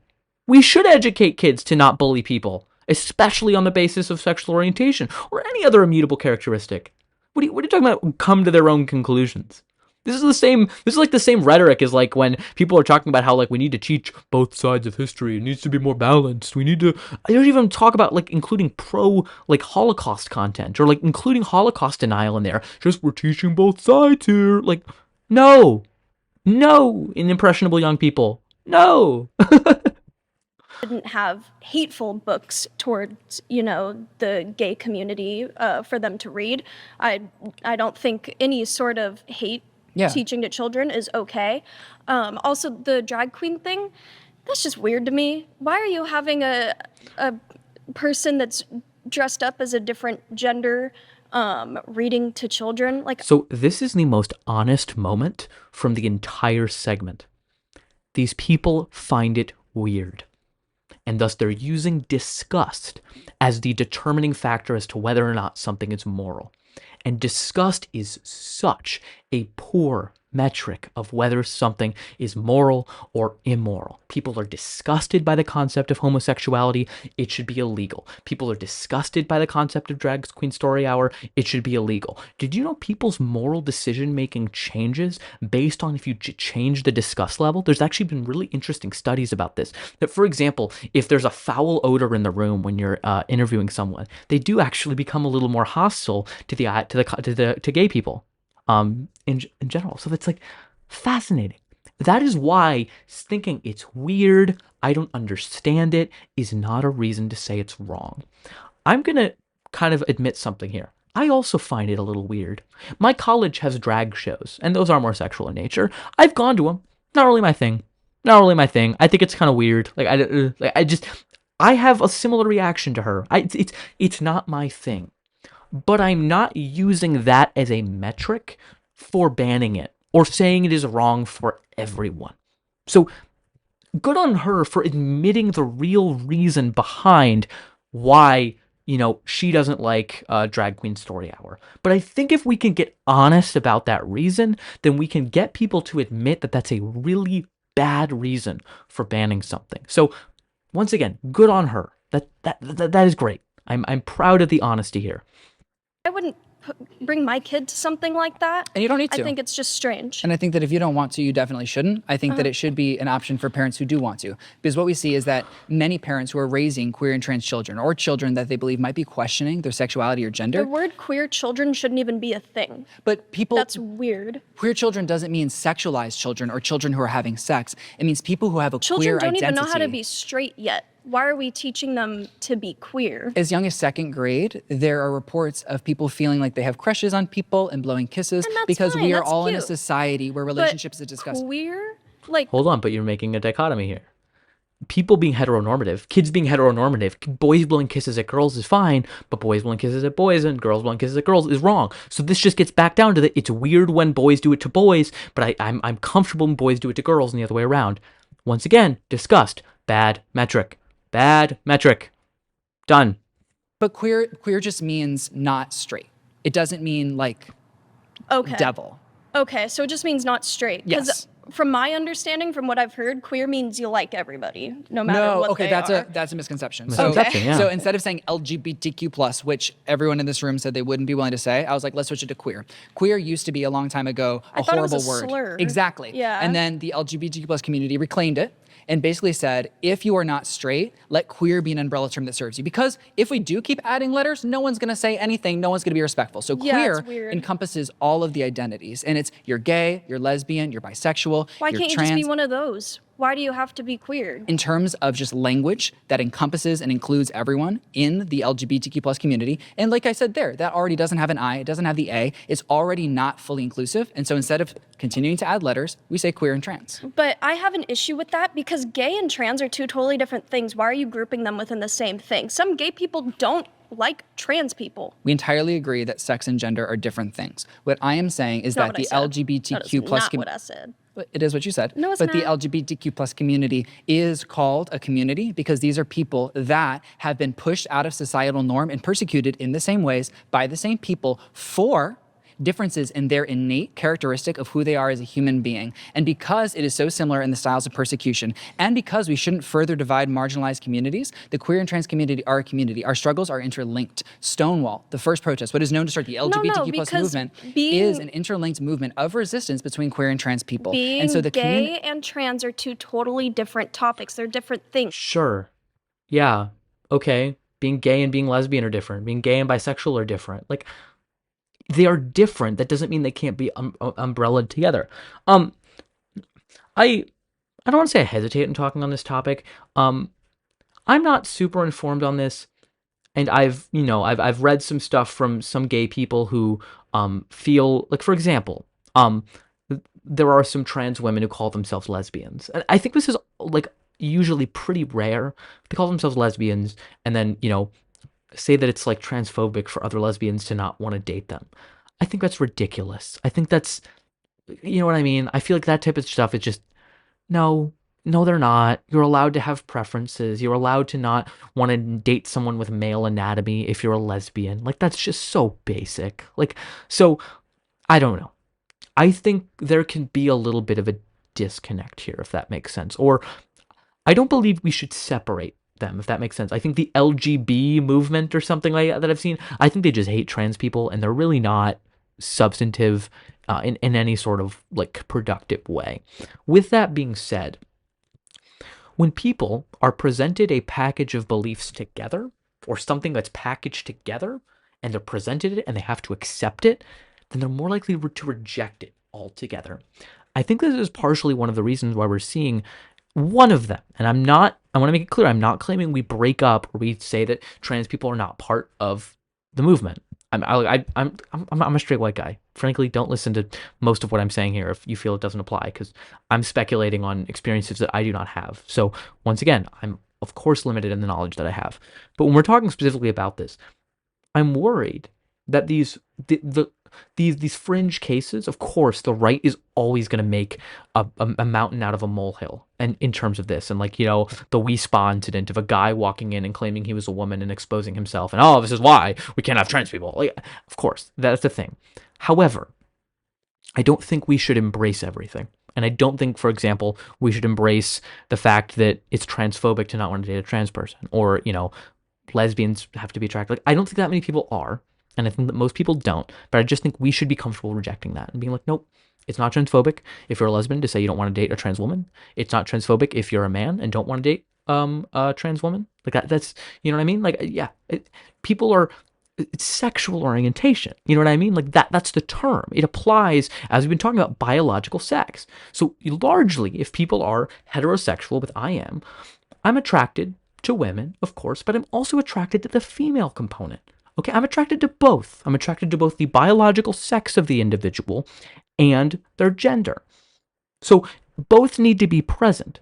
I would not want to have sex with someone who is a biological male but was very feminine, the same way I wouldn't want to have sex with someone who's biologically female but very masculine. You know what I mean?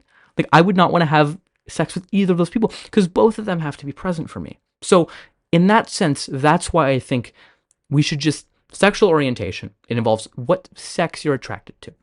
And look, if people want to have certain categories, if non-binary people want to say they're still lesbian because they're assigned female at birth and dating with someone who's also biologically female, that's fine. Who cares? Whatever. But I don't know. I think we do ourselves a disservice on the left when we immediately label anyone who has questions as being transphobic or doesn't understand. I admire how much this girl is asking questions. She's open to new information. She's not berating him. She's just being open and honest and vulnerable with her beliefs and thoughts. And I think that's great. And I think if someone were to sit down with her right now and say, you're transphobic because you don't accept on the spot that, drag queen story hour should be a thing, or that, trans women are women or something like that we should immediately just start berating her. I don't think so. I think that is how we lose. That is how we alienate good-meaning people who might just not be as far along in their journey as some of us are. So, I don't know. I'm just speculating. I'm just saying what's on my mind. But I don't know. I think that we should have more grace. I think there are some people who genuinely are bad people and hate trans people and want them to not exist in society. A lot of them are public pundits who make that evident. But I don't think the average person is. I think the average person holds a combination of beliefs, some of them which include, it's ridiculous to say that someone is transphobic if they don't want to date a trans person, or they think that biological men should not be in women's sports. I'm not saying I disagree. I think largely they should, but I don't think we should call people crazy or inherently transphobic for merely having an opinion. Like 70%. I don't want to go on the trans women in sports. I think it's a complicated, nuanced topic, but 70% of the American public believes that people should only compete on sports teams that correspond with their biological sex. If you want to call 70% of Americans irredeemably transphobic, you can do that. It's not going to turn out great in terms of building power and coalition building. So that's kind of where I'm coming from. I just think about that. All I'm going to say. That's all I got. Let's continue. Sorry for the rant. They are, and they're trans community. And being gay, liking a certain gender and wanting to why is it important for you to yourself? Distinctualize the two? Because why are we grouping them why together? Why is it important for you to make those two communities distinct? Because you just named them all queer. They're not all queer. Who's not all queer? Gay is not the same thing. You're putting them under one umbrella. No, I said queer and trans. Huh? I said queer and trans. Queer is a term that describes difference in sexuality. Okay, or sexual orientation. That's fine, but as I said, I'm not getting anywhere with this with you. Gay and trans are two different things. Yes. They shouldn't be put under the same umbrella. No. Okay, so you just voted out by the majority. Thank you.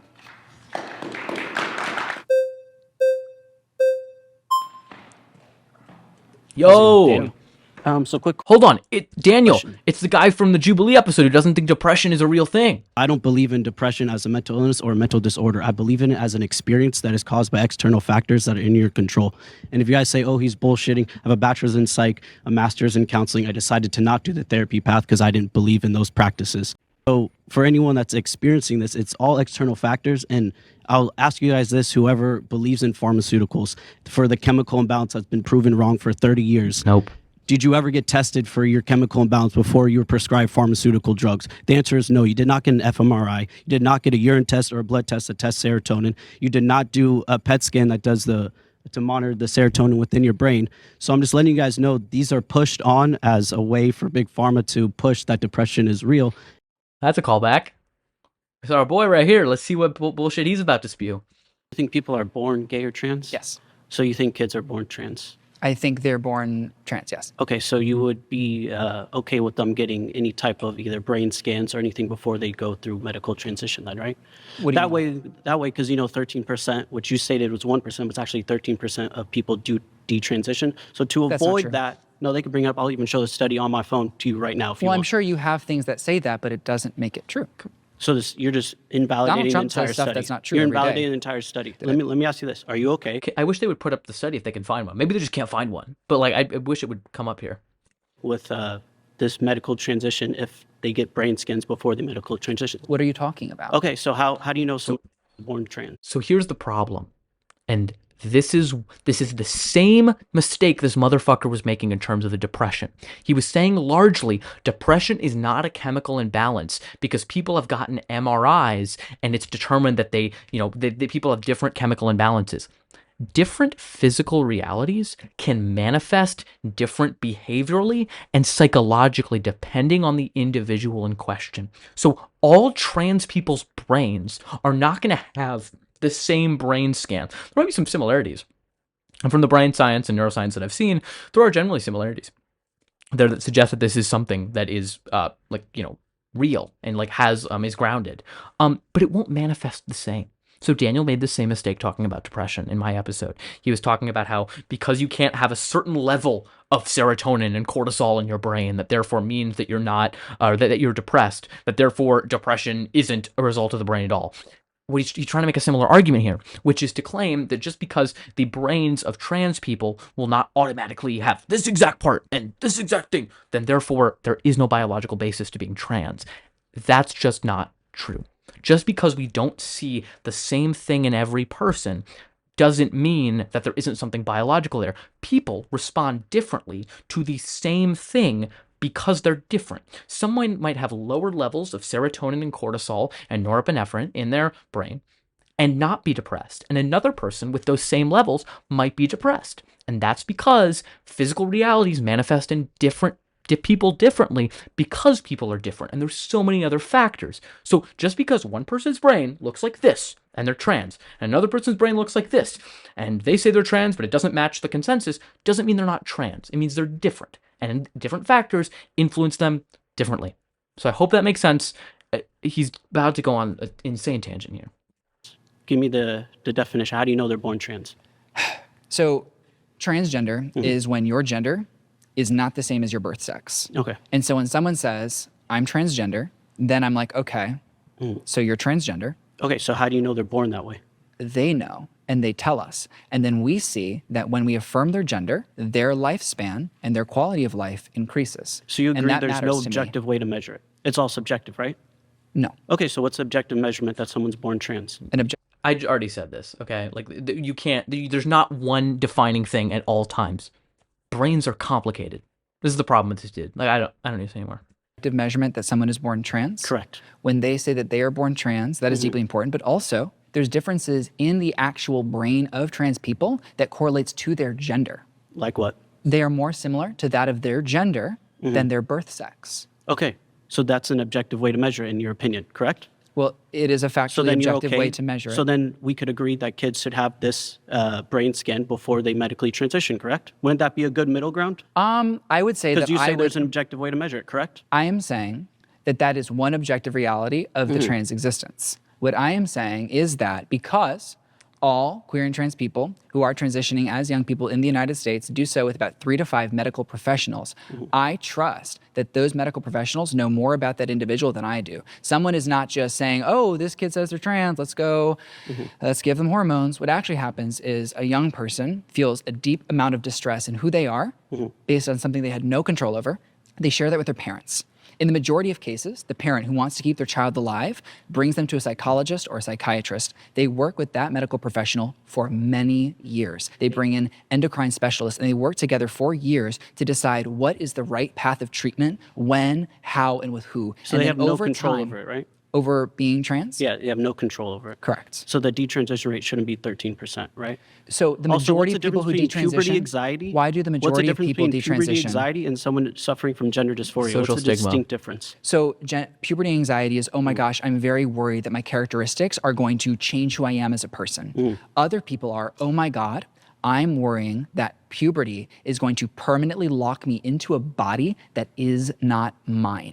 And I will never be able to prevent the changes that I go through with puberty. And so a partially reversible option is puberty blockers that is actually proven to save lives. That's what matters to me, is lives saved of young people. So if you care about lives saved, then why do you dismiss the Oxford study of 108,000 patients when their depression, anxiety, substance use, and suicidality We'll talk about the Oxford increase? study, talk about the methodology, why do you talk about the people who ran the study, talk about the peer review process. So you just don't like the study because No, I'm asking you to describe those it doesn't things to me. affirm your belief, though, right? No, I'm saying it's a broken study and you're misquoting Give me one it. study that you think is good. Okay, I would say the study's done by I the don't like that 270,000 doctors. Okay, which one? See, the American. it's the same thing. But you'd have to talk it's about the same thing methodology. because it doesn't affirm No, your you're not. belief You don't know system. anything about your study, whereas I know everything about the American Medical Association study, the American Psychological Association true, study, you don't know any the American specifics. Psychiatric Association study, the American Pediatric Association study, the World Health Organization study, and countless global doctors who have referred and peer-reviewed those studies. Great Your fact study, check. I would like you to talk about the methodology, how it was peer-reviewed, and how you're citing it.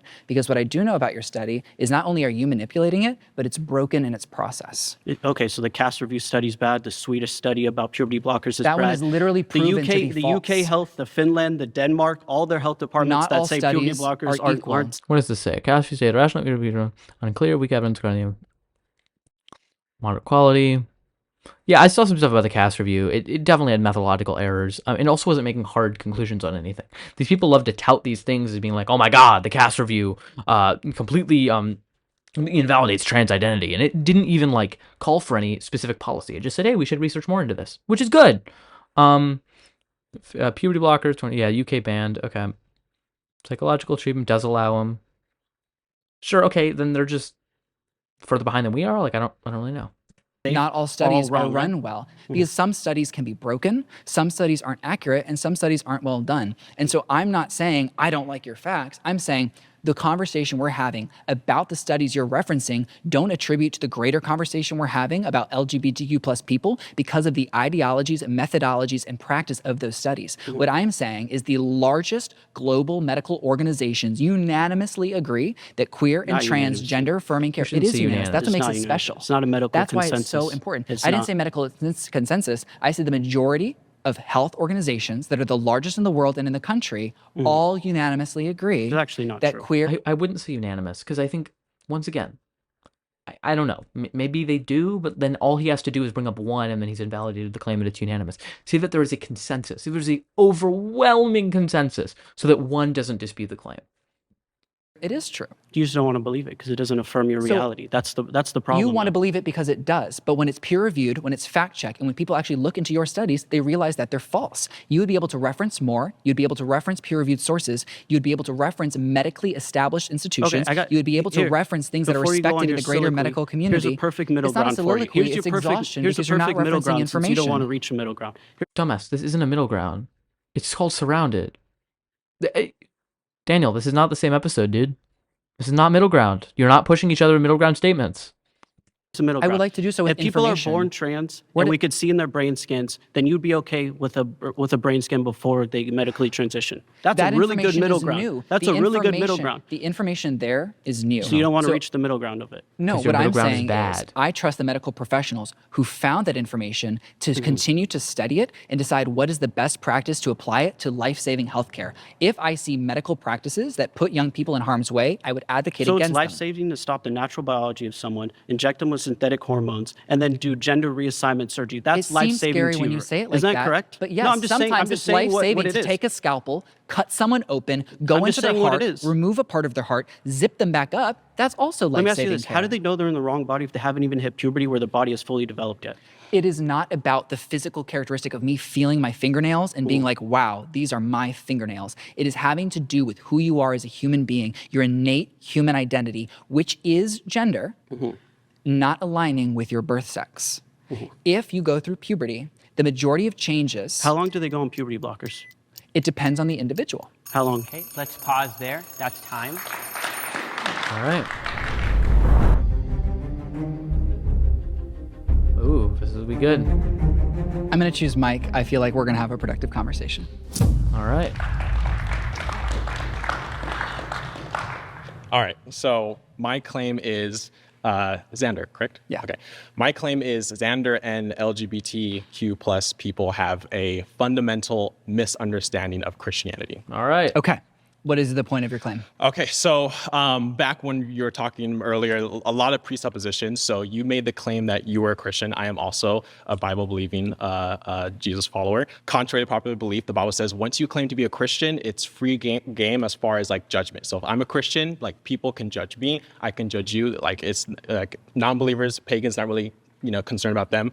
But if you're a Christian, there is certain standards. So we kind of made a lot of claims, especially in the totality of our conversation as far as like, okay, medical consensus, we kind of like were throwing out specific terms. But when it comes to the Christian faith, when it comes to the Christian religion, there is depending if you're Orthodox, Catholic, or Protestant, there is a centralized authority. There is historical, biblical, traditional teachings, things that have been practiced and understood for thousands of years, right? So when it comes to things like progressive ideologies, specifically what we're seeing in the 21st century, a lot of progressive Christian beliefs are very specific political beliefs. They're not faith beliefs, they're political beliefs. Who does Christ tell us has the right to judge Christians? Other Christians. No. Yes. Christ actually tells Christians that they should not judge other Christians and that instead he says God you will know them by their fruit. Exactly. And that if you cast the first stone and if you use the biblical text or the word of God to tell other people what to do or live their lives, you within yourself are casting sin and sitting within it. And so what we know is that God himself is the judge. And what we are to do is to hold our relationship with God, let others hold their relationships with God, and prevent harm. What I am saying is that LGBTQ plus existences and relationships do not create harm. Murder creates harm. I would say Christians have an obligation to call out and stop murderous policies when they see them. Okay, because there is not a correlation of harm that would call out the word of Christ, that is what we're seeing there. I am going to have a very hard conversation about the fact that the original biblical text would have destroyed life for millions of good Christian Americans. So what we did is we listen to the Bible and we listen to the word of Christ, who said, you do not know everything yet. It just contradicts so much. Like, that's the thing. Like, it is a text that is constantly contradicting itself. It's such a poor metric for how we should live our lives. It says, don't do this, but yes, you can do this. Don't do this, yes. Just throw the whole thing out is what I think, but... Do not treat the Bible like a law. Follow the Holy Spirit. Be inspired by it and follow it through grace. And because we do so, we learn to bring in new people into the Christian faith, support them, include them, affirm them. You're saying a lot of presuppositions, and you're saying a lot of things that, like, back when you were making the claim, right, when everyone was bringing up different studies and things that were happening, you were saying that's fundamentally not true. The things that you're saying right now are fundamentally not true, specifically because of what it's written in Scripture, right? So there's people who, like, I'm not going to get into the debate of, like, sola scriptura and whether or not, like, Christians only look at the text or tradition, stuff like that. But the Word of God says we shouldn't do that. But the point I'm making, so again, the reason why I said fundamental misunderstanding is because when it comes to reading the text and understanding the text, there's no form of, like, exegesis, there's no form of understanding context, there's no form of looking at the text and saying, hey, what is actually happening here? There is word in the text from Christ that says, do not treat this like a law, and I haven't told you everything yet. Say that. John 16:12 literally says, you do not have all the information now. I have not burdened you with all of the truth now. They'll throw the Bible verse on there, but so... And I said it less pretty, I'll give you one example. I'll give you one example based off a point I believe you're trying to make. So when the Bible talks Sorry, about... guys, I don't know much to add to this, 'cause I don't really judge care. others when you have a plank in your eye. You're looking at the speck in your brother's eye when you have a plank in your eye. That's not saying that you cannot judge. It's saying that when you do judge, make sure that you are holding yourself to a specific standard, right? We read it in Timothy and James when it talks about holding yourself to a certain standard as an elder and being in the church. And to offer grace, to offer faith, to offer love. It also says that if you use the text to tell other people how to live their lives, then that is not Christ-like. You're vehemently misquoting Christ. So do you believe women should have rights? Yes. Then if we were to follow this lane of thinking, women would not have rights. Who fundamentally pushed for better positions for women? Good Christians. Here we go. Yes, historically, right? So if you talk... Oh my God, this is what fucking pisses me off. Christians in the church all the time will love to accept responsibility and take credit for all the benefits of a supposed Christianity, but love to shackle all the negatives.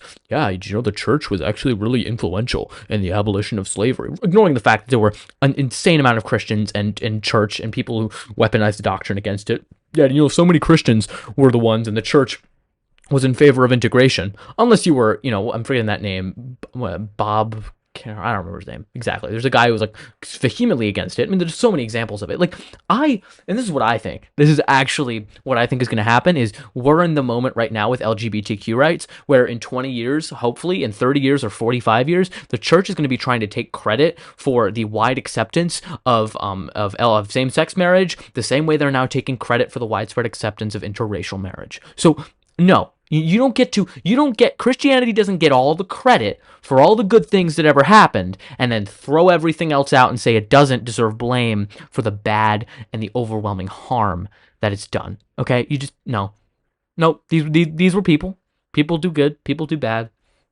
People do good based on religion, and people do bad based on religion. Religion is not, no. It's a dogmatic belief system. It teaches people to be obedient, it teaches people to follow something, and it teaches them not to question. Because if you question outside of the faith, they throw you out. It's just how it has to be. I mean, that's the fundamental issue with this, with the whole practice of religion. Christians throughout the world are pushing to include LGBTQ plus people in the name of the Holy Spirit. What does it mean to be a Christian? What is a Christian? A Christian is someone who acts with love and the Word of God. What is love? What is love? Yes. Love is an action. Hold on. Is a Christian someone who acts with love and the Word of God? Don't they have to believe in God, though? Because can't I act in love and adhere to things that are in the Bible but not believe in God? And therefore, I don't know if I'd be a Christian. I can believe that Jesus allegedly said a lot of good things. You know, you should, you know, feed the poor, heal the sick, clothe the homeless. Like, all those things are great. Like, yeah, you should love thy neighbor as yourself. My point is that these aren't like Christian principles. These are just universal human principles that existed long before Christianity, and hopefully will exist after it. So, yeah, I don't know. That's all I got. Love is showing care for other human beings in a sustainable, true way. Okay, so I would say that is a very watered down understanding of what love is. What would you say love is? So love, in my, and I've actually been thinking about this, love is the obligation to encourage others to pursue a life that will abundantly reconcile them with God. That's your definition of love. Half of loving relationships in the world wouldn't fit within that. So my definition works way better. And Christianity. No, a man and a wife don't fit under the role of holding each other exclusively accountable. Yes, it's also about care. It's about compassion. It's about grace. See, again, you're misunderstanding. Marriage is a specific institution that God put in place as an example for our heavenly marriage to Him, to Christ. No, that is the purpose. This stuff is so toxic. Originally, marriage, as discussed in the original text, was not like a loving marriage that we see today. What we see today is a new version of that because we continue to follow the Holy Spirit into liberation. Today it's perverted. People marry for love. People marry for very superficial things. And not for property, which I would say is great. I would say for power. People in the past marry for power. Marriage is a power play. And also sometimes literally property. I'm not just like saying that. Sure, and historically, right? And in the Bible. Yes. Yeah. So again, my point is there's a fundamental misunderstanding of the text because you said, I agree. because you said Christianity means to love. People always say things like, oh, the greatest commandment is to love. Again, when I talked about context, the greatest commandment is love in the context of the 10 commandments. So in that conversation where they're talking about the 10 commandments, the 10 commandments is, first of all, the 10 commandments is a summary of like more than 600 laws, right? That were in place, not just in Old Testament Israel, but also said he fulfilled those laws. And he added new meaning to them because God's word is perfect, but man's understanding of it is not. No. Man's understanding is not, and that's why Christ came and corrected us. So my point is, the context of the 10 commandments, right, is in the context of there was more than 600 laws. It boiled it down to 10, and then Jesus boiled it down to 2, which people like to quote, love your neighbor. The first is actually love the Lord your God, right? In the context of the 10 commandments.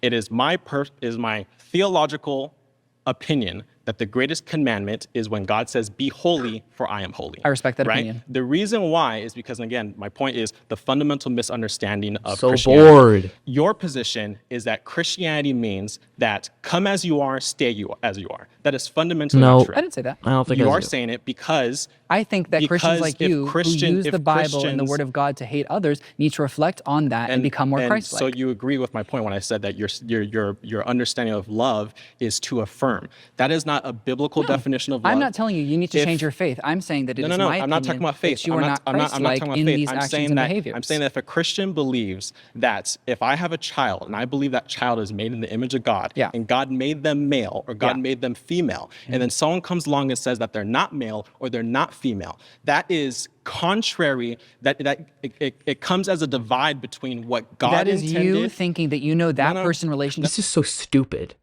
If we're made in the image of God, then we're made so poorly. People love to talk about the magic. What a wonder of the man.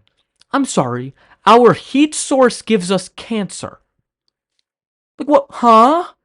I'm sorry. Our main source of energy literally will make our skin peel off if we expose ourselves too much to it. Like, huh? We were not made perfectly in the image of God, okay? What? I mean, the problem of evil, like, get that fucking cancer, okay? Like, that's not a God I want to worship. God, do something about it. If you're up there, why is this happening? Oh, it's instrumental, Oliver, for you to understand the suffering and pain. You have to see a kid who has bone cancer and therefore watches their bones slowly deteriorate as they feel they're in pain for their entire existence. Fuck that shit. That lesson is not worth the amount of suffering that those individuals have, and I think if God is perfect, he'd come up with a better fucking way to do it. So I reject this in its entirety. We were not made in the image of God. Of course not, because God doesn't exist. We were made through the process of evolution, which explains why we're so imperfect, and we are an imperfect species and an imperfect society in an imperfect world because we are all imperfect. That seems much more plausible than I guess God doesn't give a shit about us, made us very poorly, and we should still revere him for some reason otherwise. That's all I got.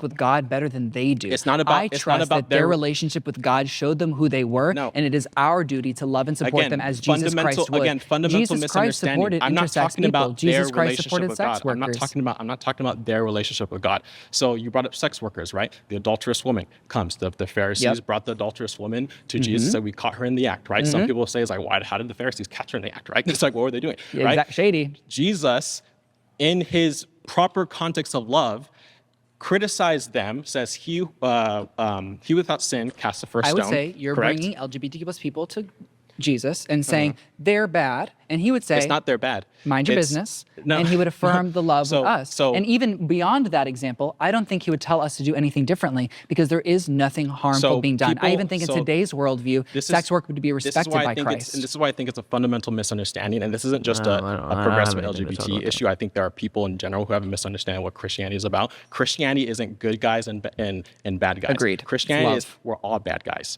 We're all bad guys. And we're all imperfect. That's the problem.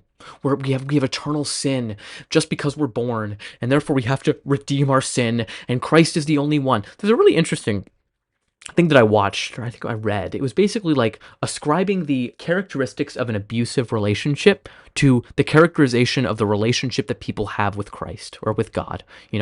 You are broken, and I am the only one that can save you. You are not whole without me.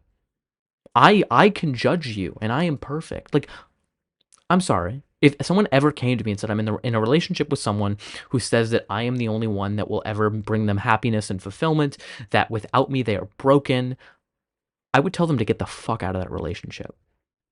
This is the relationship that millions of people are in with this imaginary being. That's just true, okay? They're captured under a spell. Okay? I don't know. I'm not a Marxist, okay?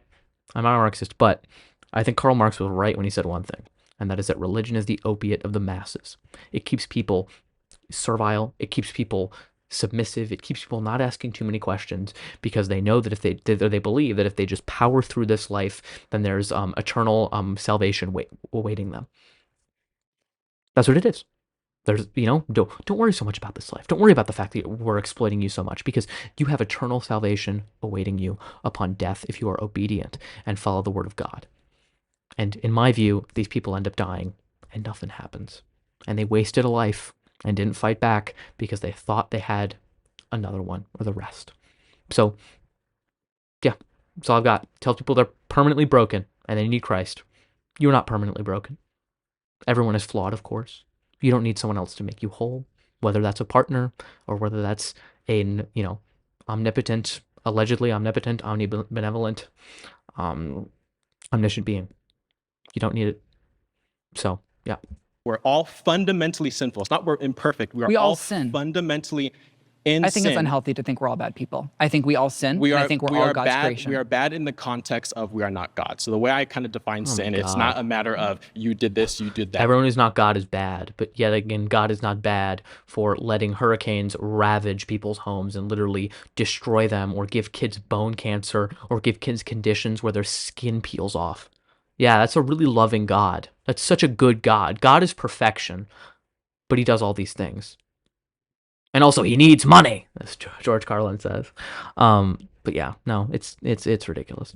Sin basically means to miss the mark, right? It means that God is the standard, and we will never meet that standard. Mm-hmm. So to me, sin simply means I am not God, and I'm not capable of being God. And because I'm not God, I am not holy, and because I am not you, and I'm never going to be capable or worthy of you. So I'm just going to do everything I can and grovel at your feet and hope that you accept me into your kingdom.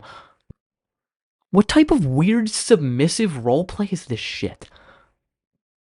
What other context would we accept this? These people are the ones who say that like BDSM is weird or something like that, but they are fundamentally in that type of submissive relationship with God. It's true.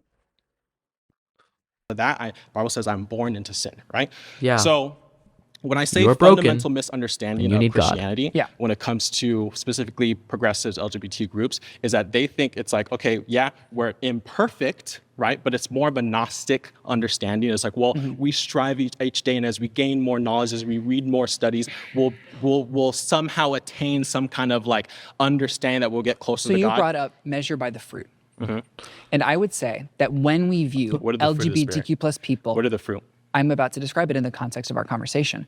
If we measure LGBTQ plus people in their fruit and what they produce for this world and how they contribute and how they show up and how they exemplify, it is positive, it is good, and it adds value to our experience. What does the Bible say when we think the fruit about of the Spirit anti-LGBTQ plus policies, what is the fruit? we see harmful. The fruit of the Spirit, I think that's up for interpretation. For me, it's what we bring to the world. The Bible literally says what the fruit of the Spirit is. I know, but the Bible also says a variety of things that Jesus Christ tells us to interpret in a more graceful manner. I would say the fruit of the Spirit is how we bring value to this world. If you love me, you will keep my commandments. Fucking right? care. And you will know them by their fruit. The fruit of the Spirit is a myriad of things. How much time we're wasting talking about this book.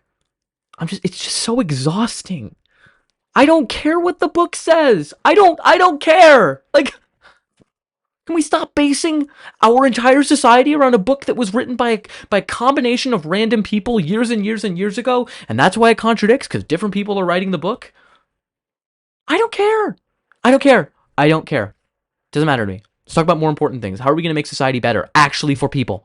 Not talking about who is the best interpretation of this ancient scripture. I don't care. Self. And there's one fruit of the Spirit. I like to call it the forgotten fruit of the Spirit. It's the last one mentioned. It's self-control. Forgotten fruit is catchy. It's self-control, right? It means that in this imperfect world, we're going to have struggles. If in the context of LGBT people, that is their struggle, and the fruit of the Spirit is self-control. I would say that self-control applies to eating junk food or drinking alcohol. It applies to all things, but in the context, but not about limiting who you are as a human being. Okay, that's time. Thank you. Was that nice? Yeah, I think so.